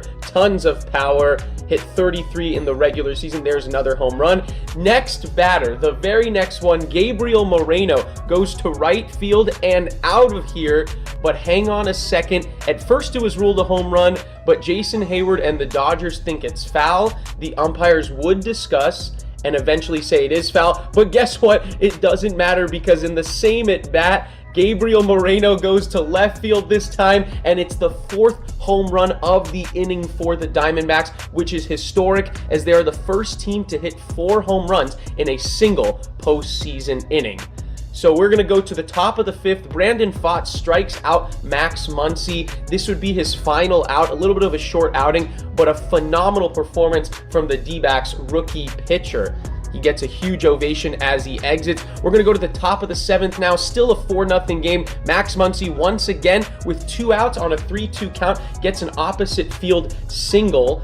And then Will Smith on the very next pitch goes up the middle. So the Dodgers have a little something brewing against Ryan Thompson. Very next batter, Chris Taylor bloops a single to left. That'll bring Max Muncy home, and the Dodgers get on the board in the 7th to make it 4-1. Then Kike Hernandez, the very next batter, also hits a bloop single to left, scoring Will Smith, and that cuts the deficit in half. So they're going to bring on Andrew Saalfrank, the D-backs are, the rookie left-handed pitcher, to face pinch hitter Austin Barnes. And on the very first pitch, Austin Barnes grounds out, and that is the end of the threat in the top of the 7th. So 6 outs to go. Kevin Ginkel facing Mookie Betts with a runner on in the top of the 8th. He strikes out the former MVP, and then he also strikes out another MVP right after in Freddie Freeman. Huge back-to-back strikeouts, and then JD Martinez would fly out to center to end the threat in inning number 8. So 3 outs left to get. They turn to their closer, Paul Sewald,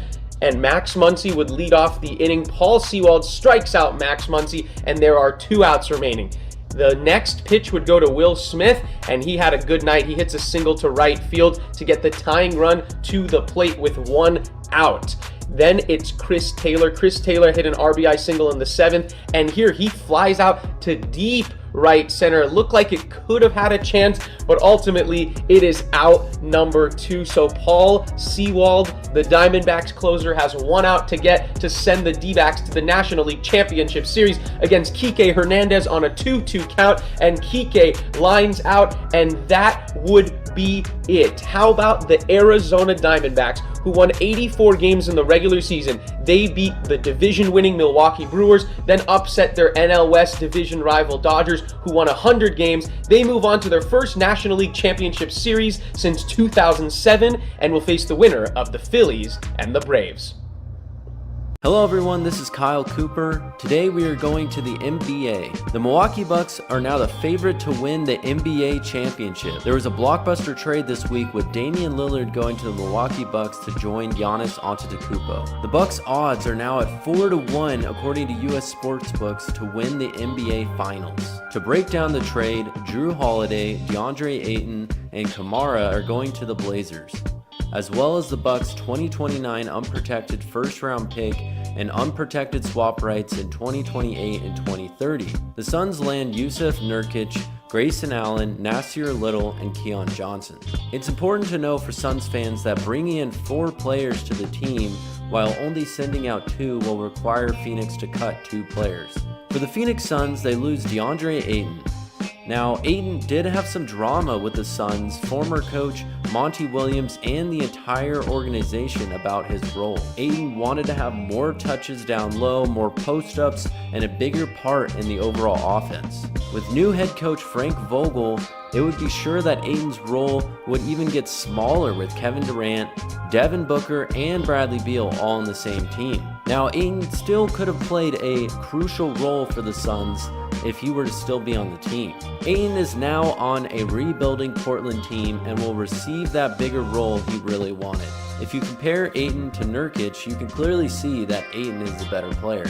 Many people thought throughout the years that Ayton would be a great fit for the Suns, and especially with this newer team, as he's young, athletic, and had great potential. But now he's been traded, and looking at his replacement, Nurkic is 29 years old and certainly not as young and athletic as Ayton was. Some Suns fans could see this as a downgrade. It could also be argued that the Suns did not use DeAndre Ayton to his best ability with his mobility, his youth, and now they have Nurkic, who's even less mobile, older, so they will have to figure out how they will play their new big man.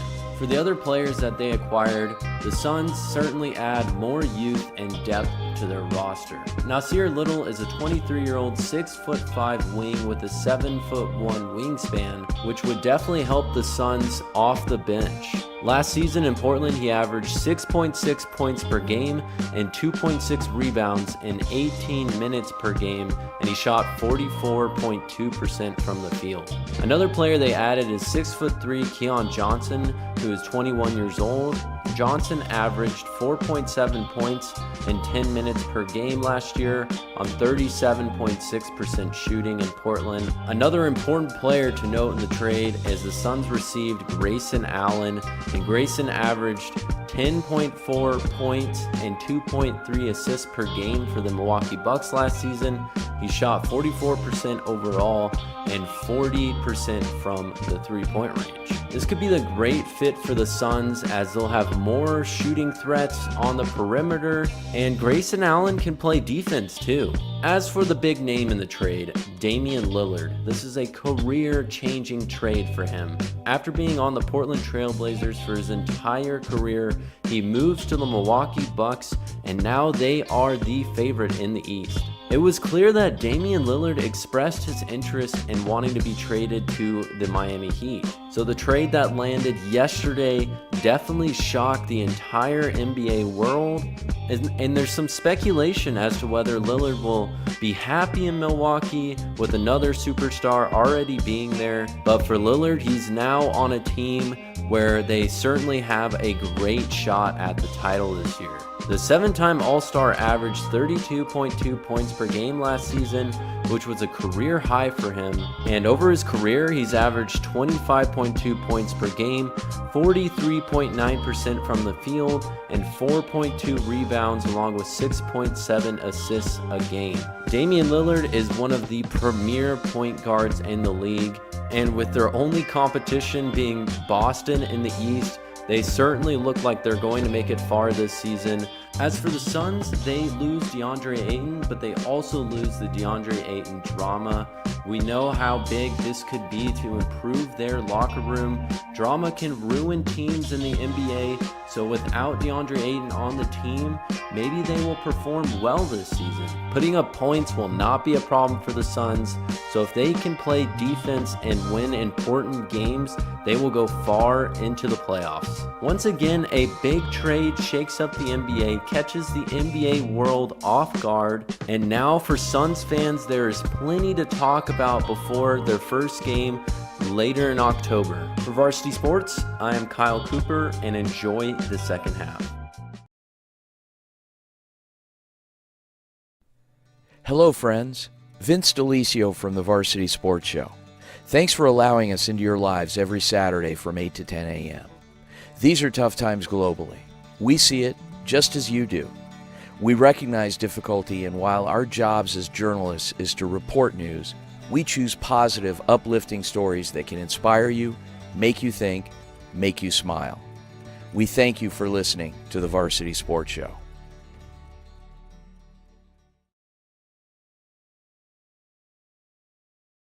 When you think of family restaurants and sports bars, think Bonfire. Bonfire is part of the Tempe landscape, supporting local schools. Join the Bonfire Booster Club Challenge. Mention Corona del Sol, Desert Vista, Marcos de Niza, Mountain Point, or Valley Christian, and that school's sports program will earn loyalty points. The winner after football season will earn a fundraiser at Bonfire. Come for the food and fun, support the community. Bonfire, open every day east of I-10 on Warner. Show your game ticket all day Friday and Saturday and get 15% off. 480-306-6801. Hey there, I'm Aaron Nemiroff, and I'll be joining the Varsity Sports Show for the fall 2023 semester. Sports has always been my passion, and I'm looking forward to working with the team. Check out my Twitter for a variety of sports content at Aaron2Times. In 2019, the JV Sports Show podcast began with the idea of spotlighting young people in our community.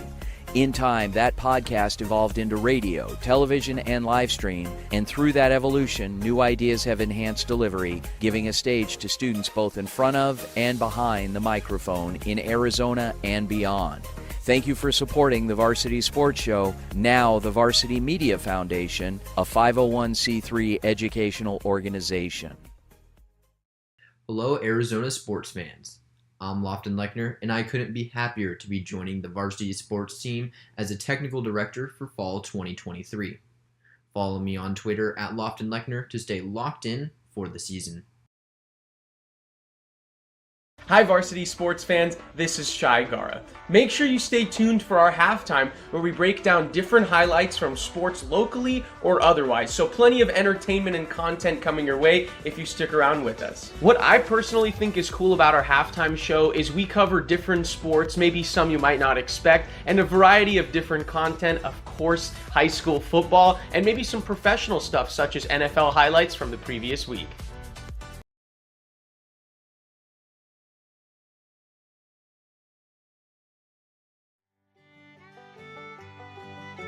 Hey folks, J.R. Lambright here, special field correspondent for the Varsity Sports Show.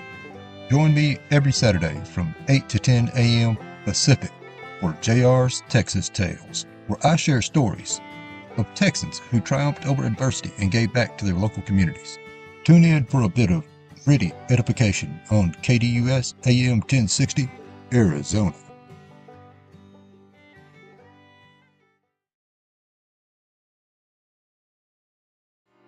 Hi everyone, nice to meet you. I'm Ryan Sikora. I'm going to be one of the interns this fall at the Varsity Sports Show. So happy to be with you guys this year. I've loved sports for as long as I can remember, and I cannot wait to be with you guys on Thursday, Friday, and even some Saturdays all this year. My name is Kyle Krikorian, and I'm a sophomore studying journalism at the Walter Cronkite School of Journalism and Mass Communication. I am thrilled to join the Varsity Media Foundation as a technical director following Horizon High School football this fall. You can find me on Twitter and Instagram at Kyle Krikorian. The hottest show covering Arizona high school football, Varsity Live. Do you want to hear from players of the week and our own analysts covering all of varsity sports games? We bring you pre-game previews and post-game recaps every single Friday night, wrapped up all into one show called Varsity Live. Tune in at Varsity Sports Show on YouTube Fridays at 6:30 p.m. MST for pregame and 10 p.m. MST for postgame. I'm your host Kyle Cooper, and I will see you Friday night.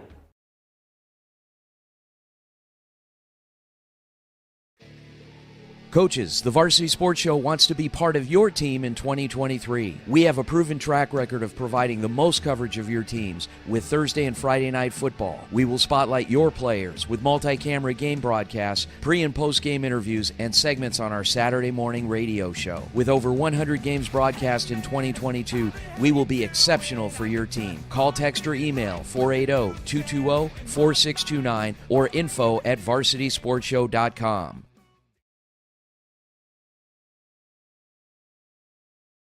Hey guys, Vince here to talk about Angel Dentistry. It's where my wife and I have gone for over 10 years, and we trust them with our routine and extensive dental care because they care. Dr. Amber Angel is an Arizona native, born in the town of Miami, and has been practicing in the Valley over 20 years. For general to comprehensive dental services, call 602-788-2008. Located off of Cave Creek Road just north of the 101 in North Phoenix. Angel Dentistry, proud supporters of our young people and proud partners of the Varsity Sports Show. What's inside you? Unlocking the greatness inside you means digging deeper and going further than you can on your own. Banner Sports Medicine High Performance Center uses the latest technologies to train the athlete in all of us. Unlock the greatness inside of you.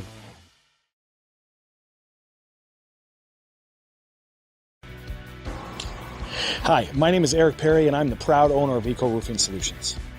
I've been in this industry for over 25 years, and I'm the current president of the Arizona Roofing Contractors Association.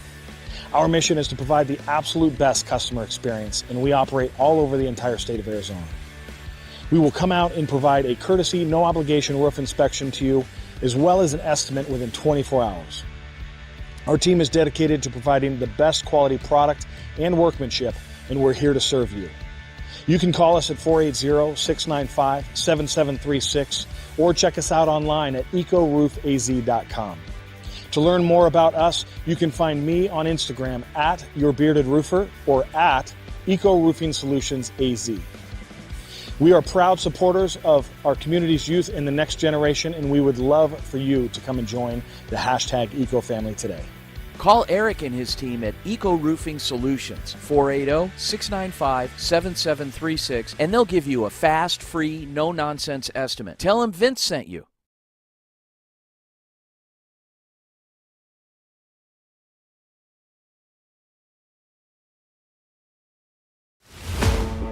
What's inside you? Is it strength?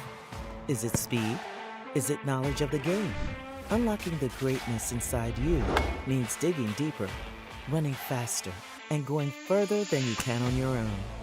Banner Sports Medicine High Performance Center trains the athlete in all of us with technology, techniques, and hands-on experience customized to you.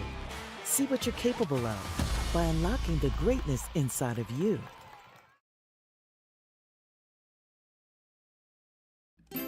Hey everyone, my name is Jason Goldie from the Varsity Sports Show. I love sports and fell in love with sports broadcasting back in high school. I can't wait to bring you my unique perspective because I am on the autism spectrum and sometimes I view things a little differently.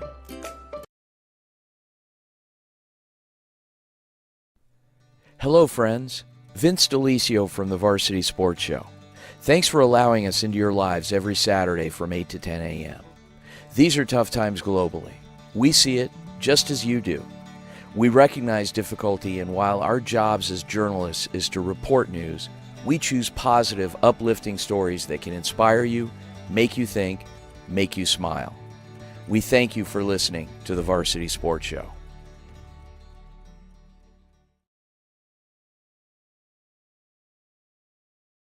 When you think of family restaurants and sports bars, think Bonfire. Bonfire is part of the Tempe landscape, supporting local schools. Join the Bonfire Booster Club Challenge. Mention Corona del Sol, Desert Vista, Marcos de Niza, Mountain Point, or Valley Christian, and that school's sports program will earn loyalty points. The winner after football season will earn a fundraiser at Bonfire. Come for the food and fun, support the community. Bonfire, open every day east of I-10 on Warner. Show your game ticket all day Friday and Saturday and get 15% off. 480-306-6801. Hey there, I'm Aaron Nemiroff, and I'll be joining the Varsity Sports Show for the fall 2023 semester. Sports has always been my passion, and I'm looking forward to working with the team. Check out my Twitter for a variety of sports content at Aaron2Tons. In 2019, the JV Sports Show podcast began with the idea of spotlighting young people in our community. In time, that podcast evolved into radio, television, and live stream, and through that evolution, new ideas have enhanced delivery, giving a stage to students both in front of and behind the microphone in Arizona and beyond. Thank you for supporting the Varsity Sports Show, now the Varsity Media Foundation, a 501c3 educational organization. Hello, Arizona sports fans. I'm Lofton Lechner, and I couldn't be happier to be joining the varsity sports team as a technical director for fall 2023. Follow me on Twitter at Lofton Lechner to stay locked in for the season.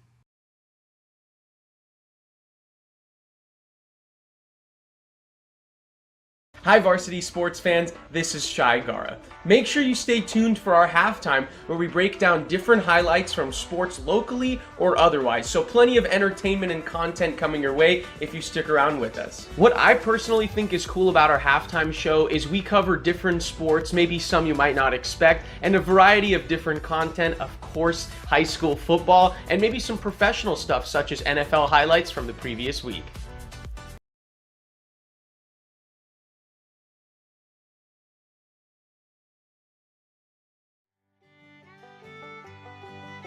Hey folks, J.R. Lambright here, special field correspondent for the Varsity Sports Show.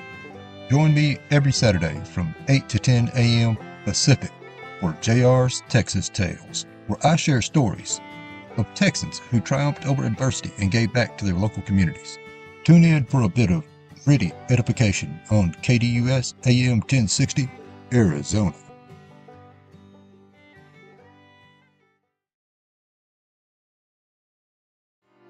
Hi everyone, nice to meet you. I'm Ryan Sikora. I'm going to be one of the interns this fall at the Varsity Sports Show. So happy to be with you guys this year.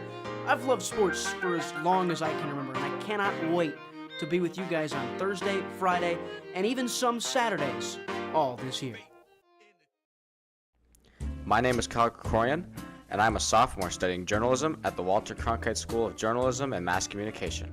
I am thrilled to join the Varsity Media Foundation as a technical director following Horizon High School football this fall. You can find me on Twitter and Instagram at Kyle Krikorian. The hottest show covering Arizona high school football, Varsity Live. Do you want to hear from players of the week and our own analysts covering all of varsity sports games? We bring you pre-game previews and post-game recaps every single Friday night, wrapped up all into one show called Varsity Live. Tune in at Varsity Sports Show on YouTube Fridays at 6:30 p.m. MST for pregame and 10 p.m. MST for postgame. I'm your host Kyle Cooper, and I will see you Friday night.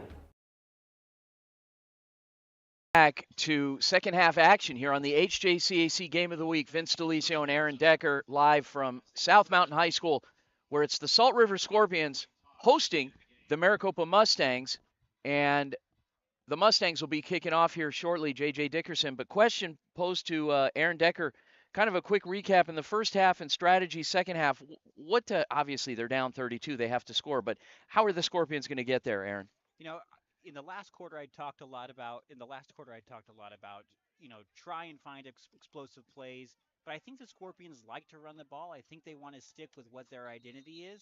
And so I think is try and maximize that and do the best you can at that.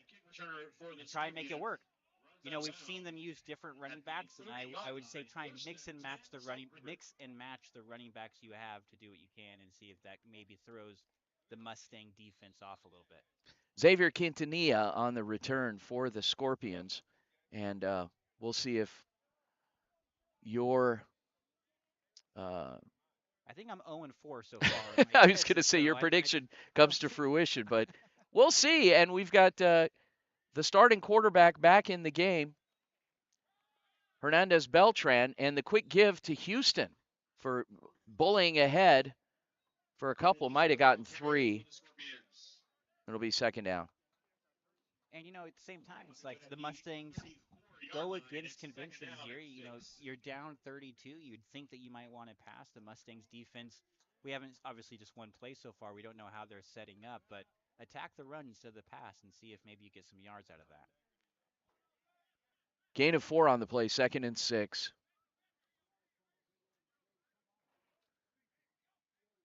Scorpions. Beltran back to pass. Strikes to the outside, overthrows the intended target in Quintanilla, and it'll be 3rd and 6. Yeah, and the Mustangs sent 5 there, and they were able to put some pressure to the point that throw was a little hurried into out of the reach of the receiver. Well, here's another thing is that, we get so used to playing in the evenings. It's hot down on that field. No, yeah, it's hot. You're tired, and I think that's the importance of being able to give your defense or your offense breaks.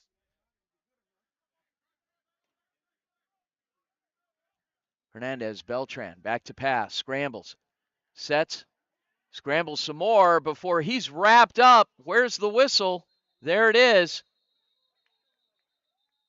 And leading the charge, number 95 for the Mustangs, that was Dylan Chrisley. We've called his name in past weeks quite a bit. Yeah, and that was a third down play, and he was looking downfield to see if there were any receivers open and just couldn't connect with any to the point, and that just gave the defense some time to be able to get the sack. Jesse Parra out to punt.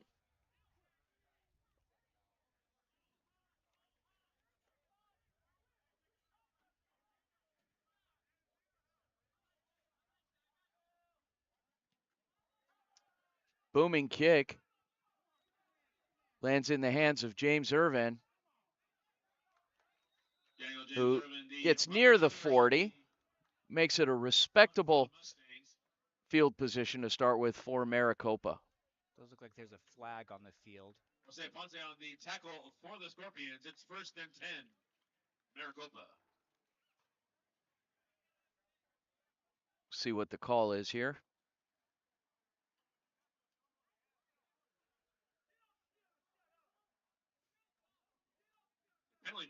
Personal foul. Number 93 on the receiving team. 15-yard penalty from the end of the play. First down. Okay, well, the personal fouls sprouting their ugly heads here throughout the game. But anyway, really costing in that what we refer to as that valuable real estate. So Vince, I had a question. Are you at halftime? You're down. Are you a rah-rah speech guy, or are you just keep it normal, or are you a big motivational speech guy? Well, it depends. If there were a lot of mental errors, a lot of what we affectionately call stupid penalties, then that requires I think it requires a lot of rah-rah and motivation, like get your head back in the game. But if there are teachable moments also with route running and certain keys and reads, then obviously you spend the time being very methodical and teaching during that time. But when you're down 32, you're trying to get those guys up and wake them up a little bit. So I think there's a lot of a little bit of volume in that locker room. Yeah, and on that play right there, I think one thing with the Mustangs that we see is because they have so many weapons deep down the field and they attack that gives a lot of space for their running backs, especially here with Clark, to be able to get that dump off pass and get some effective yards down the field. Clark in the backfield. You talk about one guy making a difference in the game, and that is in Kevon Clark. Pistol set now for Maricopa. Receiver split out wide. Espinoza in motion. Lazenby gives to Clark. Clark, bottled up in the middle, still manages to eke out 3 yards, maybe 4. 2nd and 6. That's just amazing. Clark is, just looking at him, you don't think he's going to be able to just bulldoze defenders down. But, I mean, it looked to me like he was going to get stumped at the line, and he was able to get some yards, 4 yards on that. And for his size, I was just not expecting that. Not at all. And he's a finesse player, for one thing, very smooth. But he's also he ground pound and really grind out those yards. Got really incredible lower body strength and can keep those feet moving. Lazenby back to pass. Lazenby goes over the top right away and finds a target on a big gain. Wow. The target on that play was Michael Henderson, number 9. And that gain, 36 and 9, that was a 45-yard reception. And that's the rhythm that we've been seeing a lot from the Mustangs is to, do these pretty much use the run game, pretty much passing run games with throwing off to Clark, giving it off to Clark, and then go for a deep pass and see if you can just kind of get the defense off balance that way. 1st and 10 for the Mustangs. Ball is on the Scorpions' 14-yard line. Kevon Clark in the backfield. Cody Lazenby, shotgun formation. Receiver split out wide. Lazenby gives to Clark. Clark again tries to turn the corner. This time Number 2, Clark, the ball carrier. is met by a Scorpion. Pushed out of bounds by number 39, Jeremiah. And Tyler for Salt River on the stop. Calling a loss of 2 on the play. A few minutes ago, we talked about what do coaches talk about at halftime, and I think for sure one of the key points for Salt River had to have been at stopping Clark. And right before the quarter ended, he scored a very long touchdown run, and so I'm sure the emphasis is how do we stop him for sure. Yeah. Trip set for Maricopa. Here come the Scorpions. Lazenby gets it off and in and out of the hands of Kevon Clark. Clark, the intended receiver. 3rd and 12. So you asked me that question, Aaron. I'm guessing you strike me as someone that would be more of a calm teacher in the locker room at halftime. Yes, I follow the Chuck Noll approach. No motivational speeches. Like trust that your players know exactly what they need to do. I don't know what it is. Maybe it's just the blue collar in me, but that's how I am. That's a name, Chuck Noll. Wow. Okay. You went all the way back on that one. Yeah, I'm actually a 48-year-old man, actually. Lazenby. Yeah, even still, that you were just a kid when he was coaching, for God's sakes. Yeah, that was back in my younger days. I'm a huge Steelers fan in my non-journalist life, and so I know a little bit about those older days. Yeah, wow. Yeah. I was just in Pittsburgh recently. It's a great city. A lot of bridges. So beautiful. The Yeah. bridges are great. Yeah. I love Pittsburgh. It's like the most bridges in the world of any city. Somebody told me, my Uber driver said there were 436 bridges. I don't know if he was just blowing smoke at me, but there were a lot of bridges, though. So, I don't know. Yeah, it's a beautiful city, but yeah, I would definitely think you're right though that if your team is lethargic, you do have to try and get that energy up. Yeah. Cody Lazenby. Kevon Clark offset for the Mustangs. Lazenby scrambles to his right, evades defenders, nearly pulls off an incredible pass as he's being pulled down. You definitely have to credit the front for Salt River in that pressure, but Lazenby really trying to overcome there. So Lazenby has done a great job in being able to get that ball out when he's under pressure, and it doesn't always mean that the passes are completed, but his receivers do a great job of coming back to the ball. 1st and 10 for Salt River. Coach Davis, a model of consistency, preaching discipline to his team, finds himself in a bit of a hole right now. Down 32. New quarterback in the game, Elijah Roman. Got penalty markers down everywhere. False start penalty on the offense. 5 yard, half the distance to the goal. Still Ouch. First down. So it'll be 1st and 15 from the 5. And I'd have to imagine that they're going to send a lot of pressure here. They've been hitting on it pretty well so far. Roman tucks and runs. And momentum will still keep him Loss of a yard on the play. out of the end zone. It's looks like ball will be spotted on, right on the 1 yard line. Down and long for the Scorpions.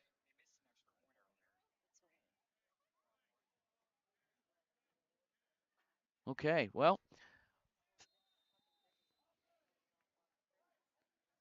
Timeout. So we have a timeout. We're going to take the quick timeout as well with 8:29 remaining in the 3rd quarter. And the Mustangs leading the Scorpions 32-0. We'll be back. Coaches, the Varsity Sports Show wants to be part of your team in 2023. We have a proven track record of providing the most coverage of your teams with Thursday and Friday night football. We will spotlight your players with multi-camera game broadcasts, pre- and post-game interviews, and segments on our Saturday morning radio show. With over 100 games broadcast in 2022, we will be exceptional for your team. Call, text, or email 480-220-4629 or info@varsitysportshow.com. Hey guys, Vince here to talk about Angel Dentistry. It's where my wife and I have gone for over 10 years, and we trust them with our routine and extensive dental care because they care. Dr. Amber Angel is an Arizona native, born in the town of Miami, and has been practicing in the Valley over 20 years. For general to comprehensive dental services, call 602-788-2008, located off of Cave Creek Road just north of the... Beltran back to pass, completes it. That pass is complete To number 11, Demarion Anderson, who digs his team out of a bit of a hole and doesn't quite erase all of the deficit, but it'll be third down and 6. Yeah, huge play to be able to connect there, even if it's not exactly, you're still in your own goal line a little bit, but that just gets you out a little bit less pressure that you have to deal with in terms of the pressure the defense can provide. So the teams are taking a bit of a break here due to an injury on the sideline. But, okay, well, we're down 32-0, 8:56, third quarter. The message as the coaches address their teams, obviously two different messages, well, now coming back out to the field, but Coach Medoski didn't even huddle his team over. He told the defense to stay out on the field. But you're Coach Davis, you're trying to preach what to your offense? I think it's just stay calm. Stay calm. You keep playing the way that we've coached you to play, and trust the process. Trust that if we do the right things, we do the fundamentals, we'll be able to go downfield and score. 4 receivers split out wide for the Scorpions. Hernandez Beltran scrambles, searches, and underthrows the intended target. Credit the defensive front of the Maricopa Mustangs, coached by Stephen Weiss. And that was actually number 95 led the charge there. Dylan Chrisley called his name a few times today. And the reason I say that about just sticking with your identity is because even if you're down by this much, if all of a sudden you change or you show that the system we do doesn't work, then what is all the point of what we train for, coach for on a weekly basis? You have to coach with the idea that the way that we've coached you is the right way. Parra to punt from his end zone. Booming kick. Wow, impressive. Clark on the return. Kevon Clark evading defenders down the right sideline. Be careful, folks. You better bottle him up, and they do. And here come the flags. A little bit of shoving and pushing after the play, some extracurricular activity. There are 2 penalty markers on the field. Yeah, another penalty on this side.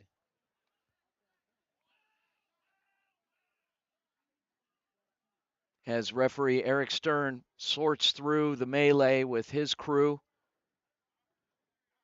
we'll get the call here.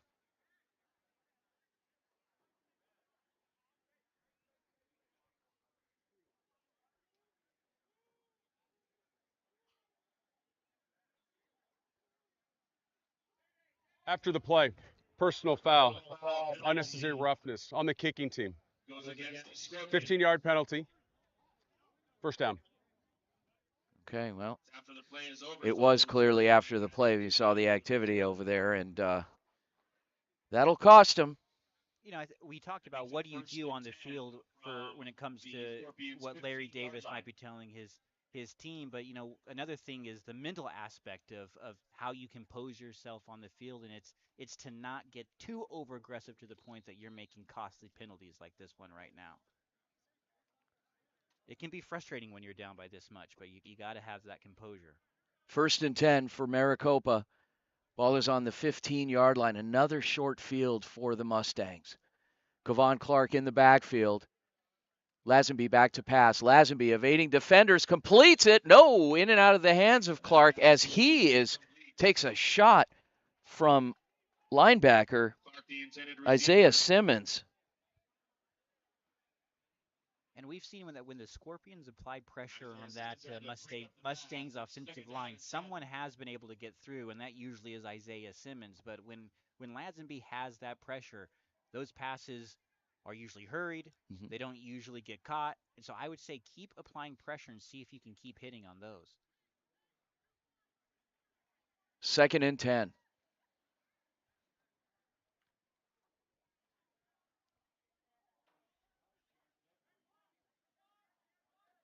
Four receivers to one side, including running back Daniel James Irvin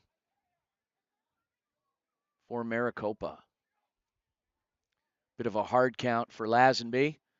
Lazenby tucks it and runs into a wall, actually. It looks like 67. Lazenby keeps it himself. Gilbert Calderon. Takes it to the 15-yard line. It's 3rd down. No gain on the play, 3rd and 10. You know, the Mustangs hurrying a little bit here, making sure the Scorpions can't really settle and plan.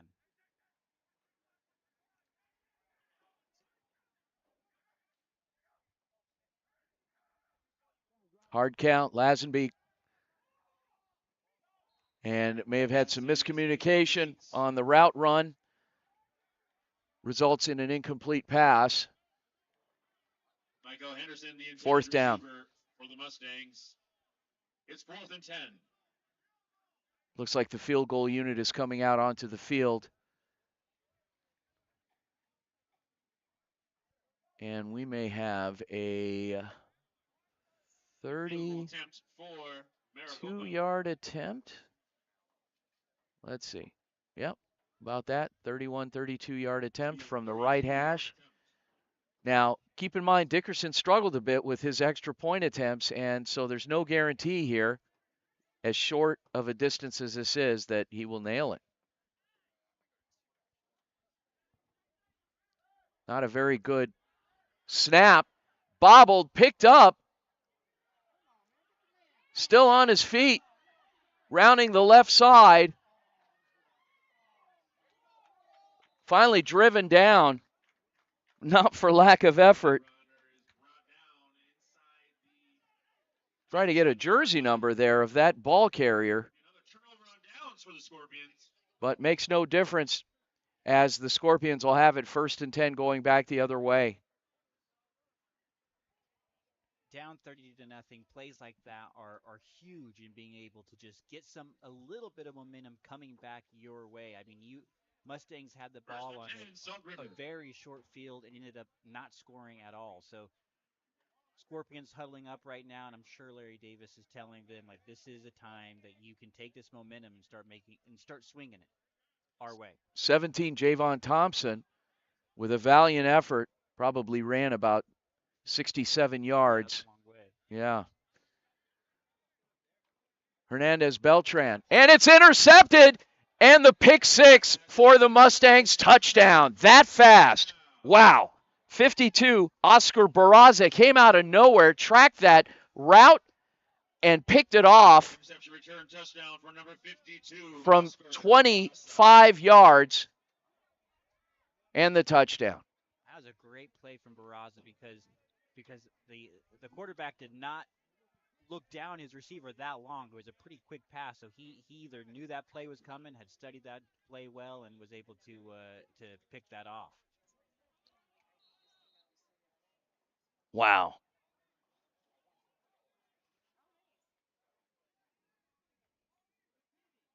Oscar Barraza out of Desert View High School in Tucson. He's had a quiet game. He's had a quietly good game for today as well. He's had a few plays in the backfield, and then obviously that interception right now. So definitely making an impact.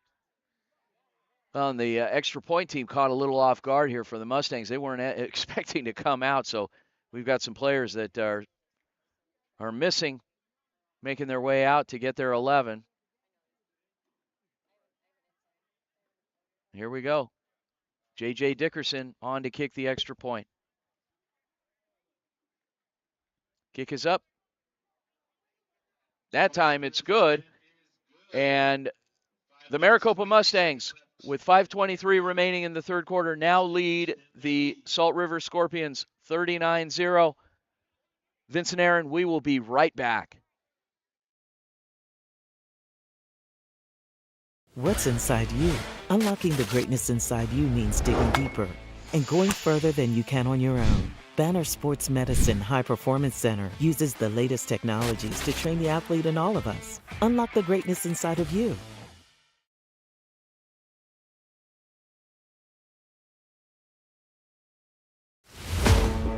What's inside you? Is it strength? Is it speed? Is it knowledge of the game? Unlocking the greatness inside you means digging deeper, running faster, and going further than you can on your own. Banner Sports Medicine High Performance Center trains the athlete in all of us with technology, techniques, and hands-on experience customized to you. See what you're capable of by unlocking the greatness inside of you.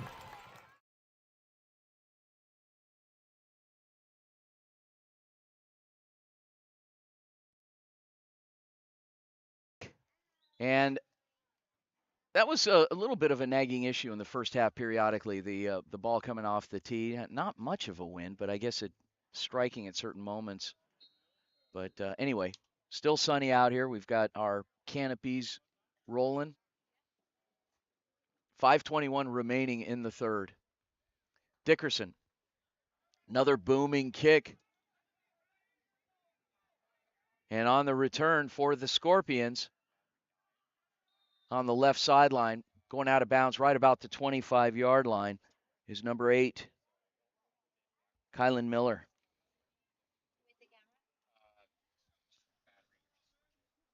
Scorpions now having to regroup, down quite the deficit, and trying to put something together. Last time they were on the field, they were on the field for just one play, and that was an interception that was returned for a touchdown. So you got to come back out here and see what you can do and see if you can just get any drive going. And I think we talked about this a little bit in the second quarter, but it's just to try and sustain a drive and count that as a win for this moment. Even like a first down, I think, would be a win. Trip set. Kylan Miller passes incomplete, in and out of the hands. Second and 10. Go ahead, Aaron. I like the idea of starting to use some screen passes. The Mustangs are sending a lot of pressure, pressure up the middle specifically. So I think you trying to attack the outside of the field and see if you can get any yardage that way would be beneficial and a good way to attack this defense.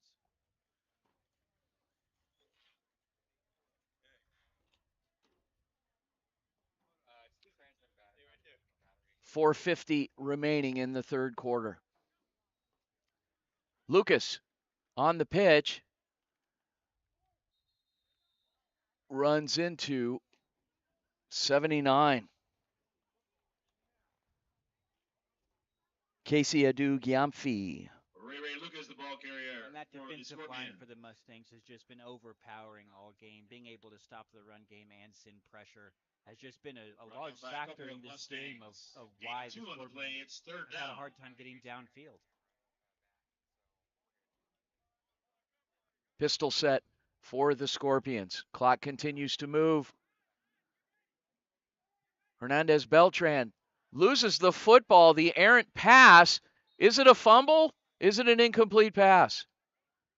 Rolled out of bounds. And actually looks like as a result, the Scorpions may have gained a couple of yards on that play, but to no avail as it is fourth down. And might have been a 2-yard gain. But 4th and 6. The ball will be spotted 23-yard line. Oh, goodness. No, it was actually a loss. So looked like the fumble had rolled forward, but may have gone out of bounds before continuing to roll. So Parra in to punt for the Scorpions. Daniel James Irvin on the return. Irvin takes it,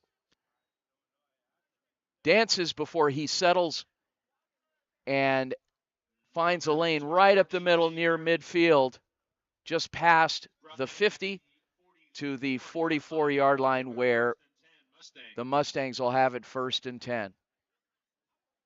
We've talked a lot about Clark, but Daniel James Irvin, the running back for the team as well, Chandler, Arizona, Hamilton High School, he has elusiveness as well. We saw him on a couple plays so far, and on that return just now, he was able to use some jukes to be able to get down the field and had a few guys on him and got some yards as well. Clock continues to move. Coming up on 3 minutes remaining in the third quarter.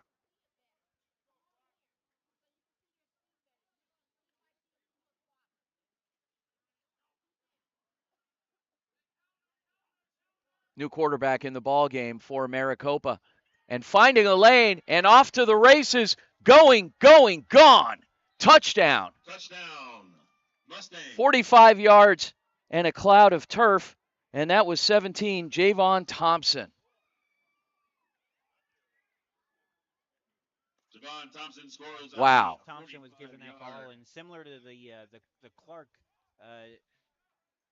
rushing touchdown downfield, he just went diced through the middle of the offensive line and defensive line, was able to score. Quarterback Ethan Young took that ball, handed it off, and 6 points later. You know, we talked a lot about the depth of the wide receivers, and obviously they have a lot of depth at running back as well, when referring to the Maricopa Mustangs. J.J. Dickerson in to attempt the extra point. Dickerson, and the ball is blocked. A masterful block. Timed it out just right.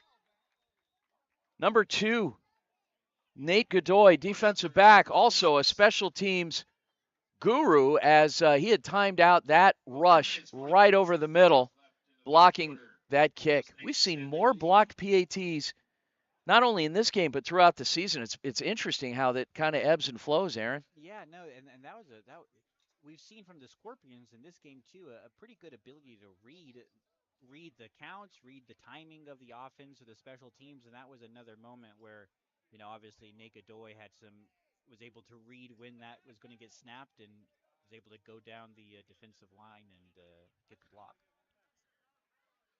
So the Scorpions will try again, down 45-0 here, still in the third quarter. At a certain point, they've Coach Medosky's made a substitution in at quarterback, bringing in Ethan Young, made a substitution at running back, probably get the rest of the offensive line and the receiving core, but I suppose the goal would be now just to keep it on the ground, to keep this clock moving, as the Scorpions still try and put some offense together. If for anything, to get some film for colleges recruiting some of these young men. Simmons on the return. Simmons turns up the field to the right side after going left and being brought down. So Scorpions will have it 1st and 10. We've talked about the thought process with Coach Davis and what his expectations or what he's going to try to do. Aaron, you want to take a stab at it again? Yeah, I mean, I like what they're doing with passing. I mean, really it's been turnovers that have stopped the previous 2 drives, not necessarily what they were doing with their game plan. So I would say don't abandon the game plan you had the last 2 drives. Just limit the turnovers. That's easier said than done. Oh, yeah, that's true.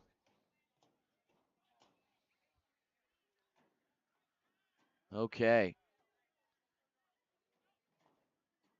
Hernandez Beltran scans the field, goes short, completes it, and getting out of bounds after completing, getting the first down yardage, and a flag and a second flag. It was a late shot on the sideline there, but not to take anything away from the effort of Demarion Anderson on that catch and run. Got some activity going on. To the play. Unsportsmanlike. That's number 2. That's his first unsportsmanlike conduct. 15 yards added to the end of the play. First down. Okay. Referee Eric Stern. And some valuable real estate Ball is near midfield now. It'll be 1st and 10 for Salt River. 1:48 remaining in the third.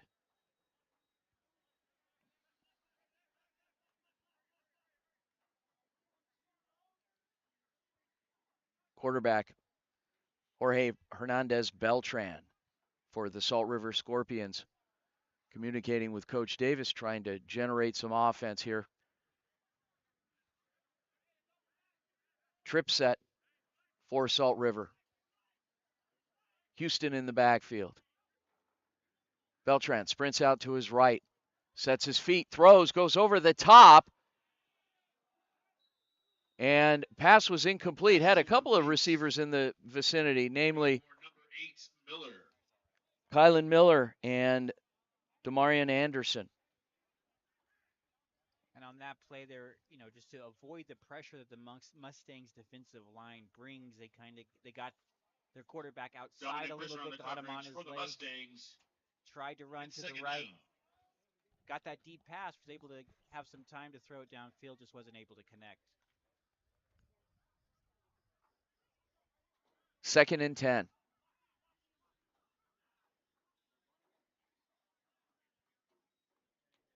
Three receivers to one side. Beltran sprints, throws, nearly complete. Ball was thrown just a little bit low, but valiant effort by Quintanilla. 3rd down. It's 3rd down. Inside of 1 minute remaining in the third quarter. Scorpions down 45-0 to the top team in the league here in the Maricopa Mustangs, undefeated on the season, had an opening night win over Arizona Christian University, and their what they refer to as their club team. Trip set for Salt River. Pass is complete. Kylan Miller. Wow, what a catch. Keeps both feet in. 1st and 10. What a great catch. That was just to the outside of his grasp, and he was able to just get 2 feet down and be able to take the catch in and get these Scorpions downfield. 1st and 10. Clock continues to move. Not sure if they'll get a play off here before the fourth quarter. Looks like they're taking their time as Hernandez Beltran comes back into the huddle. 9 seconds, 8 seconds. Well, they'll try on 1st and 10. 3, 2, 1. There's the horn. Play is live. And Beltran decked at the end of the play as he takes it and runs with it. That's the end of the third quarter with the Maricopa Mustangs leading the Salt River Scorpions 45-0 here on the HJCAC Game of the Week, brought to you by the Varsity Sports Show. Vincent Aaron and company will be right back. Hi, my name is Eric Perry, and I'm the proud owner of Eco Roofing Solutions. I've been in this industry for over 25 years, and I'm the current president of the Arizona Roofing Contractors Association. Our mission is to provide the absolute best customer experience, and we operate all over the entire state of Arizona. We will come out and provide a courtesy, no-obligation roof inspection to you, as well as an estimate within 24 hours. Our team is dedicated to providing the best quality product and workmanship, and we're here to serve you. You can call us at 480-695-7736 or check us out online at ecoroofaz.com. To learn more about us, you can find me on Instagram at YourBeardedRoofer or at EcoRoofingSolutionsAZ. We are proud supporters of our community's youth and the next generation, and we would love for you to come and join the #Eco family today. Call Eric and his team at Eco Roofing Solutions, 480-695-7736, and they'll give you a fast, free, no-nonsense estimate. Tell them Vince sent you. With the Maricopa Mustangs leading the Scorpions here to start the fourth quarter. Hernandez Beltran underthrows the intended target. Kind of been the story of the day on a lot of these throws. Yeah, a lot of underthrown balls, and even when he has the one thing I will say about Hernandez Beltran is that when he does have protection and he doesn't have to feel like he has to scramble, he is able to connect with passes and get the ball downfield. So a lot of this also comes down to the protection he's getting on the line. He's had a lot of time today to get rid of the ball. So, and that's and obviously the onus is on his receivers to get to where they're supposed to be. But yeah, been a tough day all the way around. On 3rd and 10. 4 receivers out wide. Beltran back to pass, scanning the field, throws, and pass is incomplete. 4th down. Beltran's a fighter, though. He's holding onto these balls late just to see if he can get any extra time for his receivers to be able to catch the ball, and he'll take a hit even though he's throwing the ball at the same time. So that's, you like to see that in a player, someone who's willing to take a hit and sacrifice themselves, their body for the game and for their team. 4th and 10. Offense stays out there. Obviously, they'll keep trying to chip away. And trip set for Salt River. Beltran goes back to pass, goes to the outside receiver. Simmons, pass is complete. 1st and 10. It's knocked out of bounds inside the 30 to the 20. And just a nice route there where Simmons just turned to the sideline, and right as he turned around, that ball was right in his hands. Had a fun morning this morning hosting the Varsity Sports Show out at the Arizona State Fair. They gave us the one of the stages on the north side of the fairgrounds. It was a great time. We had some guests that exhibitors from the fair, performers, entertainers, and of course Coach Larry Davis joined us for the JUCO report this morning as well. Talked a little about this game and his season, and again trying to create opportunities for these young men. Hernandez Beltran on the pass, and it's intercepted. Another interception. This time. That pass is intercepted. Number 46, Jordan Marshall.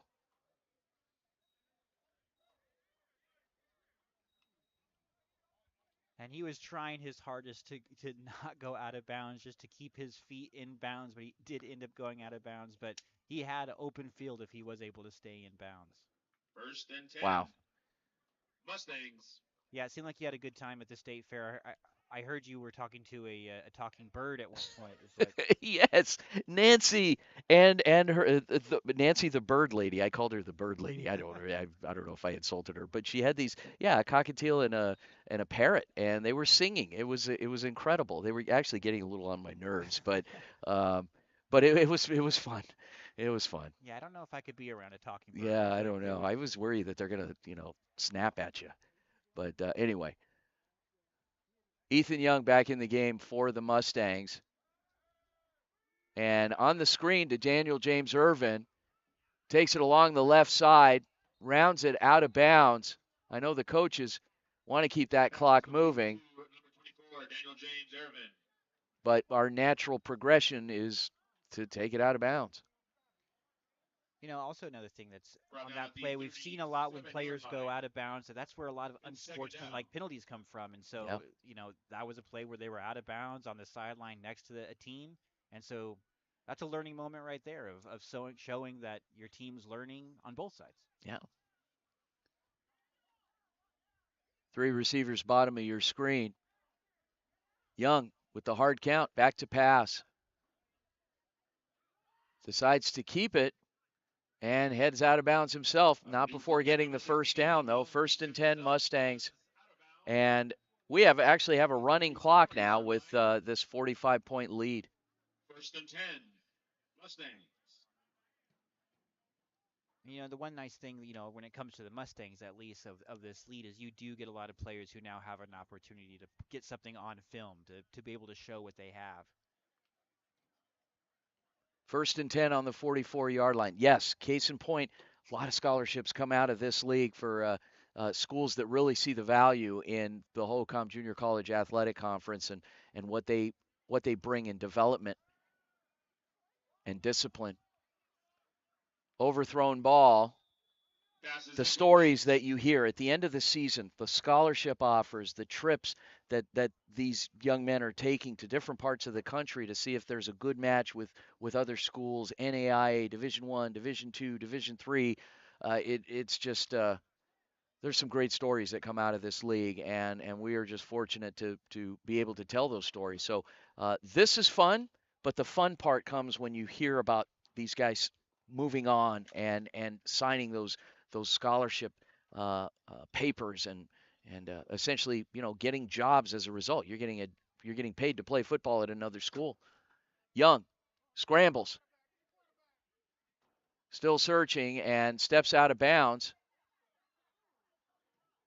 Young keeps it himself, runs out of It's bounds. one of those things where, like, usually in most games when it's 45-0, they bring in players, and there's not incentive in those situations. Maybe in like an NFL preseason game or something like in that situation. But in this situation, it's 45-0. It's a great opportunity for players, and that's what this is all about: is giving players an opportunity to be on the field and have something that they could take to a higher level. Stay tuned. A lot of good stuff. Okay, 3rd and 10. Young, Daniel James Irvin in the backfield.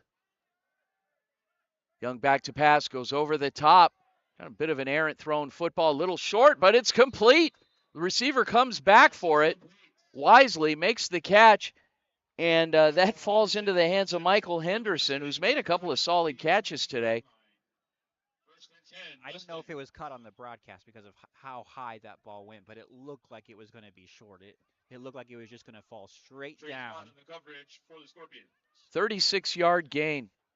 And Michael Henderson just did a great job of dropping back to where the ball was going to be. 10 minutes remaining in this ball game. Ethan Young, the quarterback. Scorpions showing blitz. Hard count. Young, and the ball goes over the top, and it's incomplete. We'll find out what that penalty is.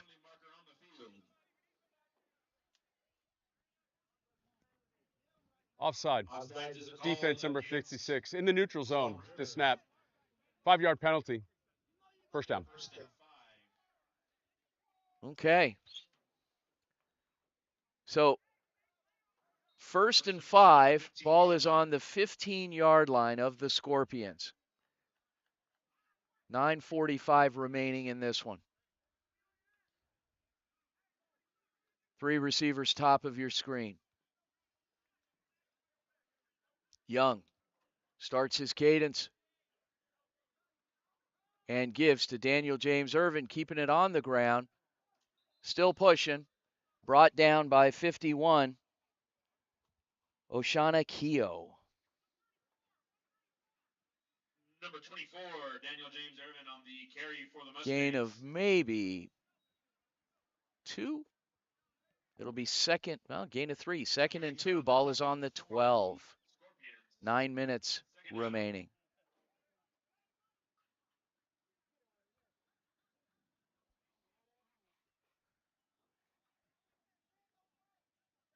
Young. Empty backfield for Maricopa.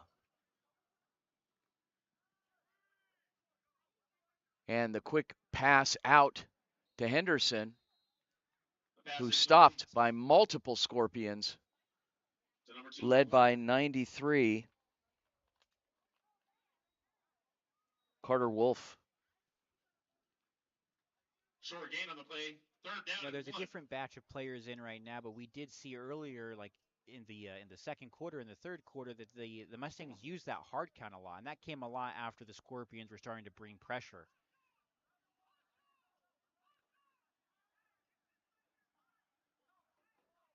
And it's working. 3rd and 1. Still with the hard count. Scorpions a bit more disciplined now. And Coach Medoski will take the timeout. We'll take a timeout as well with 7:54 remaining in this one. The HJCAC Game of the Week. We'll be right back. What's inside you? Is it strength? Is it speed? Is it knowledge of the game? Unlocking the greatness inside you means digging deeper running faster, and going further than you can on your own. Banner Sports Medicine High Performance Center trains the athlete in all of us with technology, techniques, and hands-on experience customized to you. See what you're capable of by unlocking the greatness inside of you. Hey everyone, my name is Jason Goldie from the Varsity Sports Show. I love sports and fell in love with sports broadcasting back in high school. I can't wait to bring you my unique perspective because I am on the autism spectrum and sometimes I view things a little differently. What's inside you?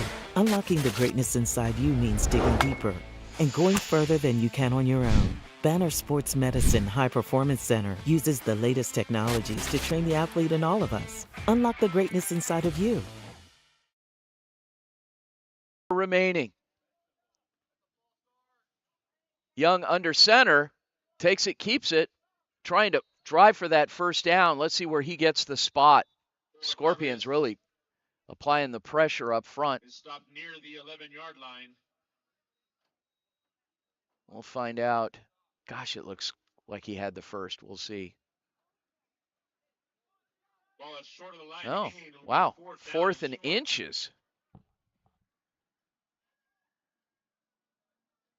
Interesting. You know, in this day and age with shotgun being the norm now on with quarterbacks getting back 5 yards into the backfield, you don't see quarterbacks under center so much anymore. It's happened a couple of times today, but couldn't convert the first. Young now back in the gun. Receiver split out wide. Daniel James Irvin in the backfield. And Irvin gets the call, and he stopped short. Knifing through by 25. Jalen Grant steps up big, and the turnover on downs. Scorpions will have it 1st and 10 going back the other way. Yeah, Grant read that perfectly. It was a read option. It was going to hand it off to the running back, and Grant was able to assess that and get the running back down. Stick around, folks. We'll wrap the game, but a little later on today, if you head over to our social media, you'll see post-game interviews from Coach Doug Medoski of the Maricopa Mustangs, and today's player of the game.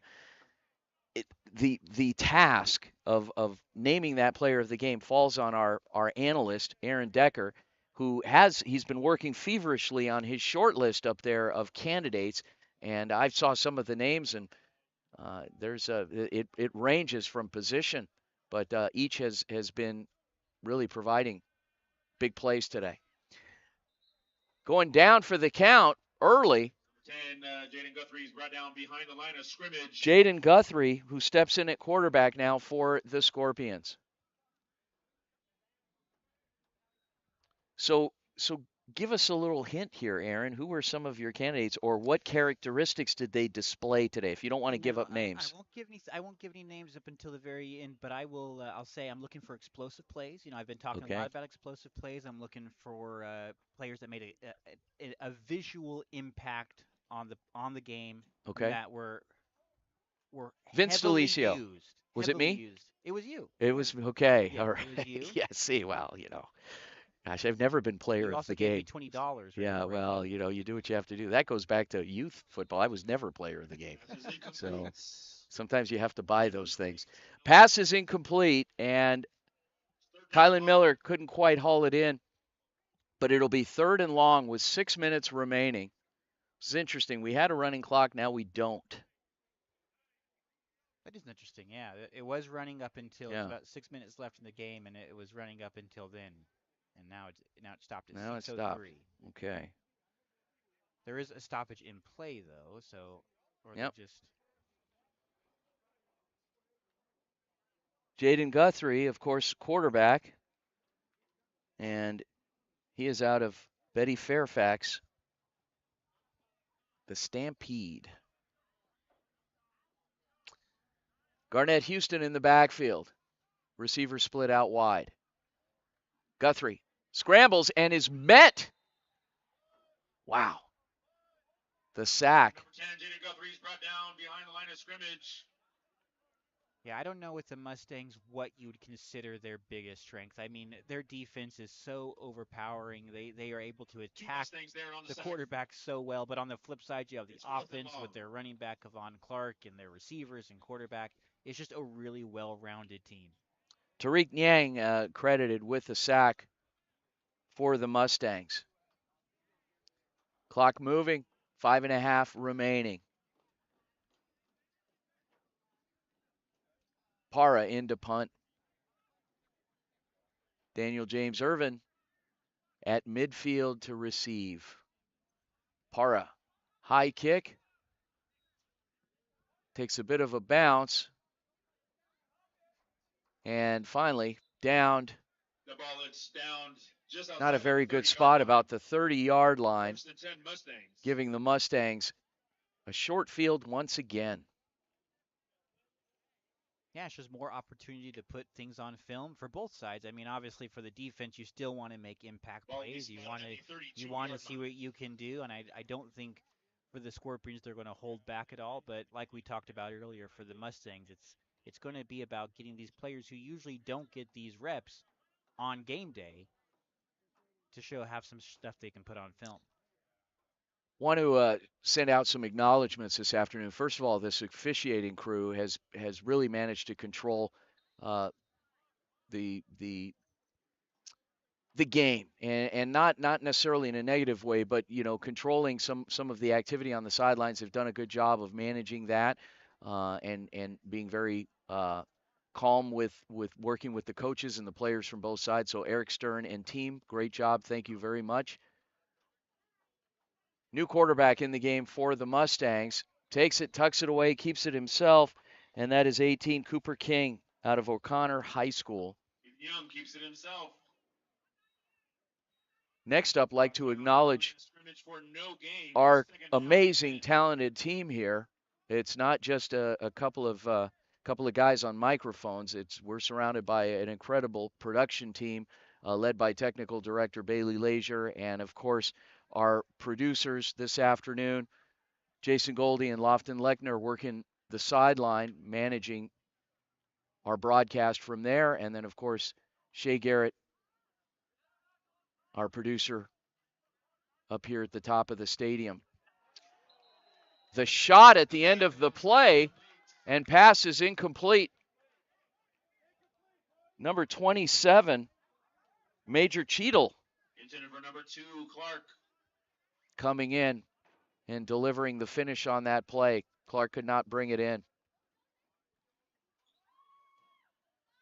And then my analyst partner here, who wears multiple hats, Aaron Decker. He is a producer, he is a director, and he is a color analyst. Aaron, nice job here today. Thank you so much. It's been a pleasure. It's been a pleasure broadcasting. It's my first time broadcasting with you. I've known you for a little bit, and now I'm on the broadcast with you. It was an amazing experience. It was a great way to be introduced to this. I wish everybody talked to me like that. That would make for a really nice day. I'm going to record that. Anyway. No, in all seriousness, Aaron, nice job today. And you're managing all the interviews down on the sideline. You've been providing some expert analysis. I know you're a big fan of the game, and that's probably 90% of it. You have to be a fan of the game, have knowledge of the periphery, as we call it, of the game, of knowing some of the backstory, what's going on outside of, my job is easy, the linear part of it, calling what you see on the field, but being able to tell stories of other things going on and tying it all together. Why did this happen? Why, what resulted on the field was because of something that happened on the last play on the sideline, and you've been able to connect all the dots really well. So plus you're a Pittsburgh guy. I've got an affinity for people from Pittsburgh. So Pittsburgh folks, they know football pretty well. They are, it's they kind of in the blood, I think.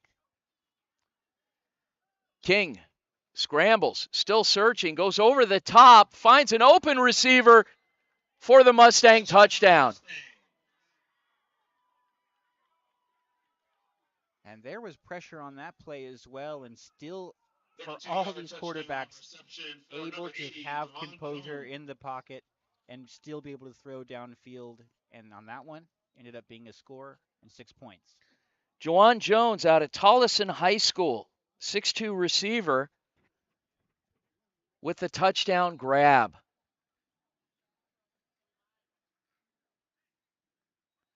J.J. Dickerson in to kick the extra point. Now, there's some thinking. There's two schools of thought here. what are we doing? Do we continue to throw the ball with such a big gain, or do we just get the reps and get the film and just play? And I mean, there's two ways to look at it. There's no real answer. I mean, Aaron, how do you answer that? I mean, I think when we're talking about this game, where so much of it is you want to support these players and you want to be able to get as many players out there as you can and get as much film as you can for every single person to be able to showcase themselves. I think you play this game as if it's the first quarter right now, and you got to win the game. This game's going to go the Maricopa Mustangs way, but for this, I think you play this game normally because this is all about giving players a chance to put things on film. That's my belief. I don't know. I know there's game etiquette, there's sportsmanship, but I think context matters, and I think in this situation, it's understandable that every coach here is trying to support their players and give them opportunity. I agree. I don't think it's a matter of piling it on. I think, when you're trying to assemble film for colleges to look at you, people are going to want to see, well, can Cooper King throw under pressure? Well, he just did. Can Juwan Jones, make route adjustments and make that grab? And yes, I mean, this could be the difference between getting those scholarship papers put in front of you or them going to the next guy. So exactly. I think even if you're a player too, you want to compete all the way up to the final buzzer, the final whistle. Like, you don't want to stop competing. It's fun. At the end of the day, this is a game. It's fun to play. It's fun to be around.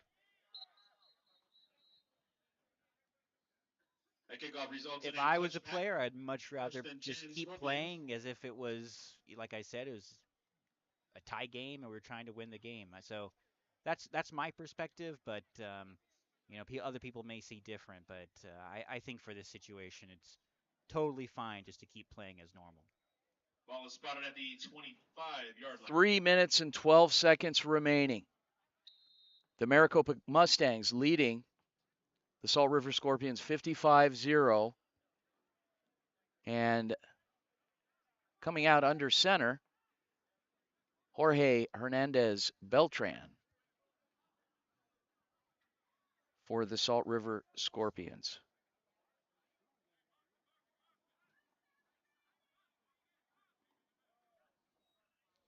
Beltran back to pass. Sets his feet, throws, and completes it. The pass is complete. Nicely thrown. Little short, but still brought in. Nice adjustment there by Tyshawn Mooney. And the first down. Yeah, great pass. That was a great pass from him. It was on a line. It was, like you said, a little bit short, but the receiver was in the area to make the catch. And that's what we're talking about right there. That's something that he can put on film. And if we were just to be running the ball out and running the time down, we never would have gotten that. 1st and 10. 2.5 remaining. Beltran. Quick strike to Simmons. Simmons still on his feet. Weaving around.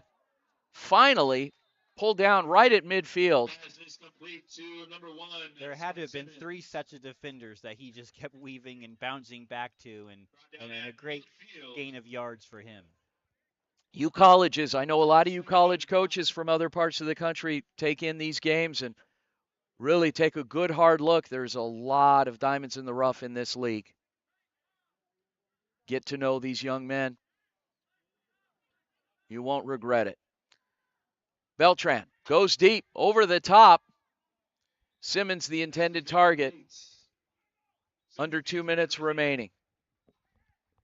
Well, once again, ladies and gentlemen, thank you for allowing we at the Varsity Sports Show to present the Hohokam Junior College Athletic Conference Game of the Week this afternoon from South Mountain High School in Phoenix, Arizona.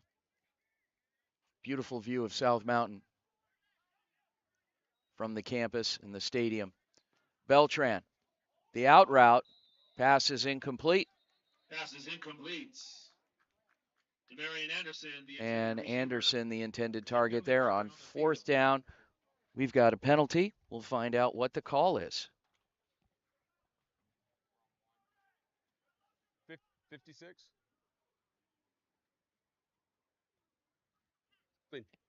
Defense number 56. 10-yard penalty. Automatic first down. Okay. Well, 1:43 remaining in the ball game. Folks, later this afternoon, be sure and head over to our social media, notably Twitter, or X as it's called, at Varsity Show. Once again, at Varsity Show. You'll get post-game interviews. You'll also get the archived broadcast of this morning's Varsity Sports radio show, where we had Coach Larry Davis joining us for the JUCO report, the Salt River Scorpions. Anderson on the reception. Pass is complete And to number 11, Demarion Anderson. minute and a half remaining. Input 1. Yeah, it's 1. Be sure and tune in to all of our programming. Click the subscribe button on the HJCAC YouTube channel that you're watching at this time to stay updated on alerts for future broadcasts, as well as heading over to the HJCAC Twitter page for updates, as well as our own. Houston in the backfield for the Scorpions. 4 receivers split out wide. Beltran goes over the top. Passes incomplete. Kylan Miller, and is met by 2 defenders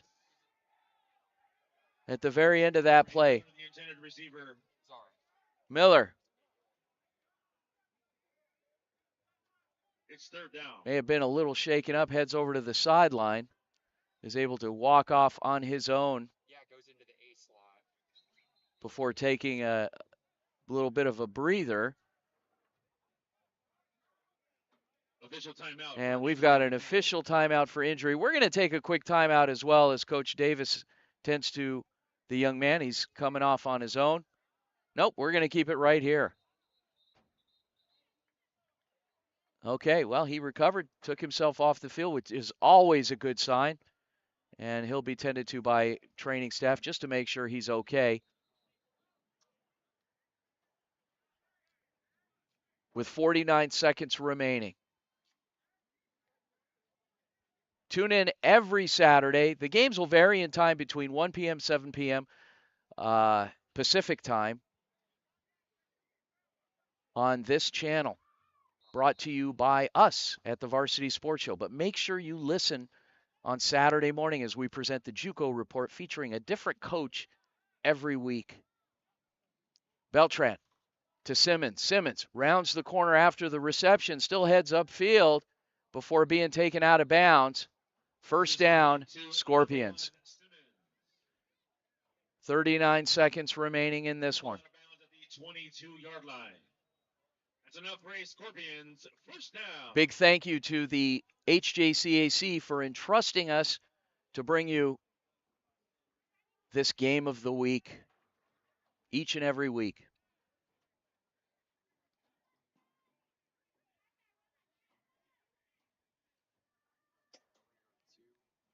Offense breaks the huddle. Defense is already lined up, ready to go. And Beltran, the quarterback.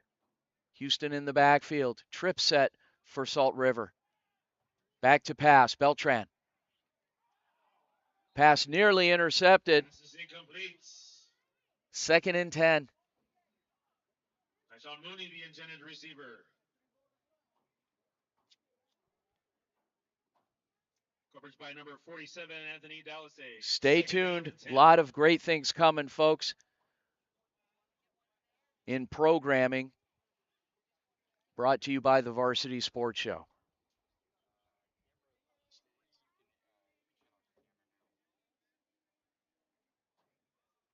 Beltran in the huddle.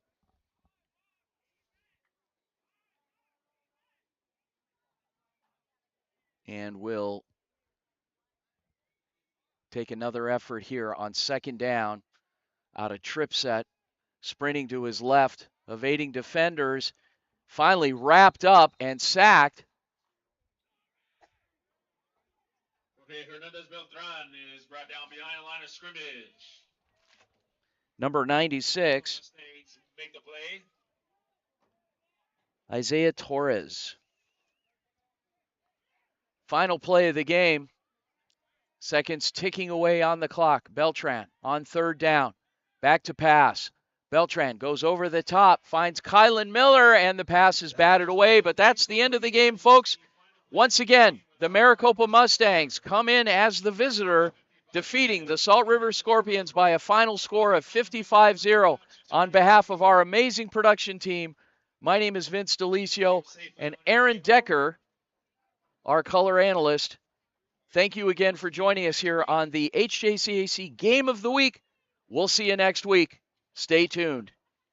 Have a great Saturday. In 2019, the JV Sports Show podcast began with the idea of spotlighting young people in our community.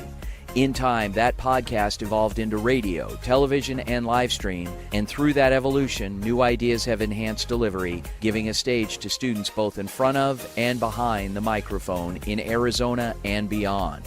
Thank you for supporting the Varsity Sports Show, now the Varsity Media Foundation, a 501c3 educational organization.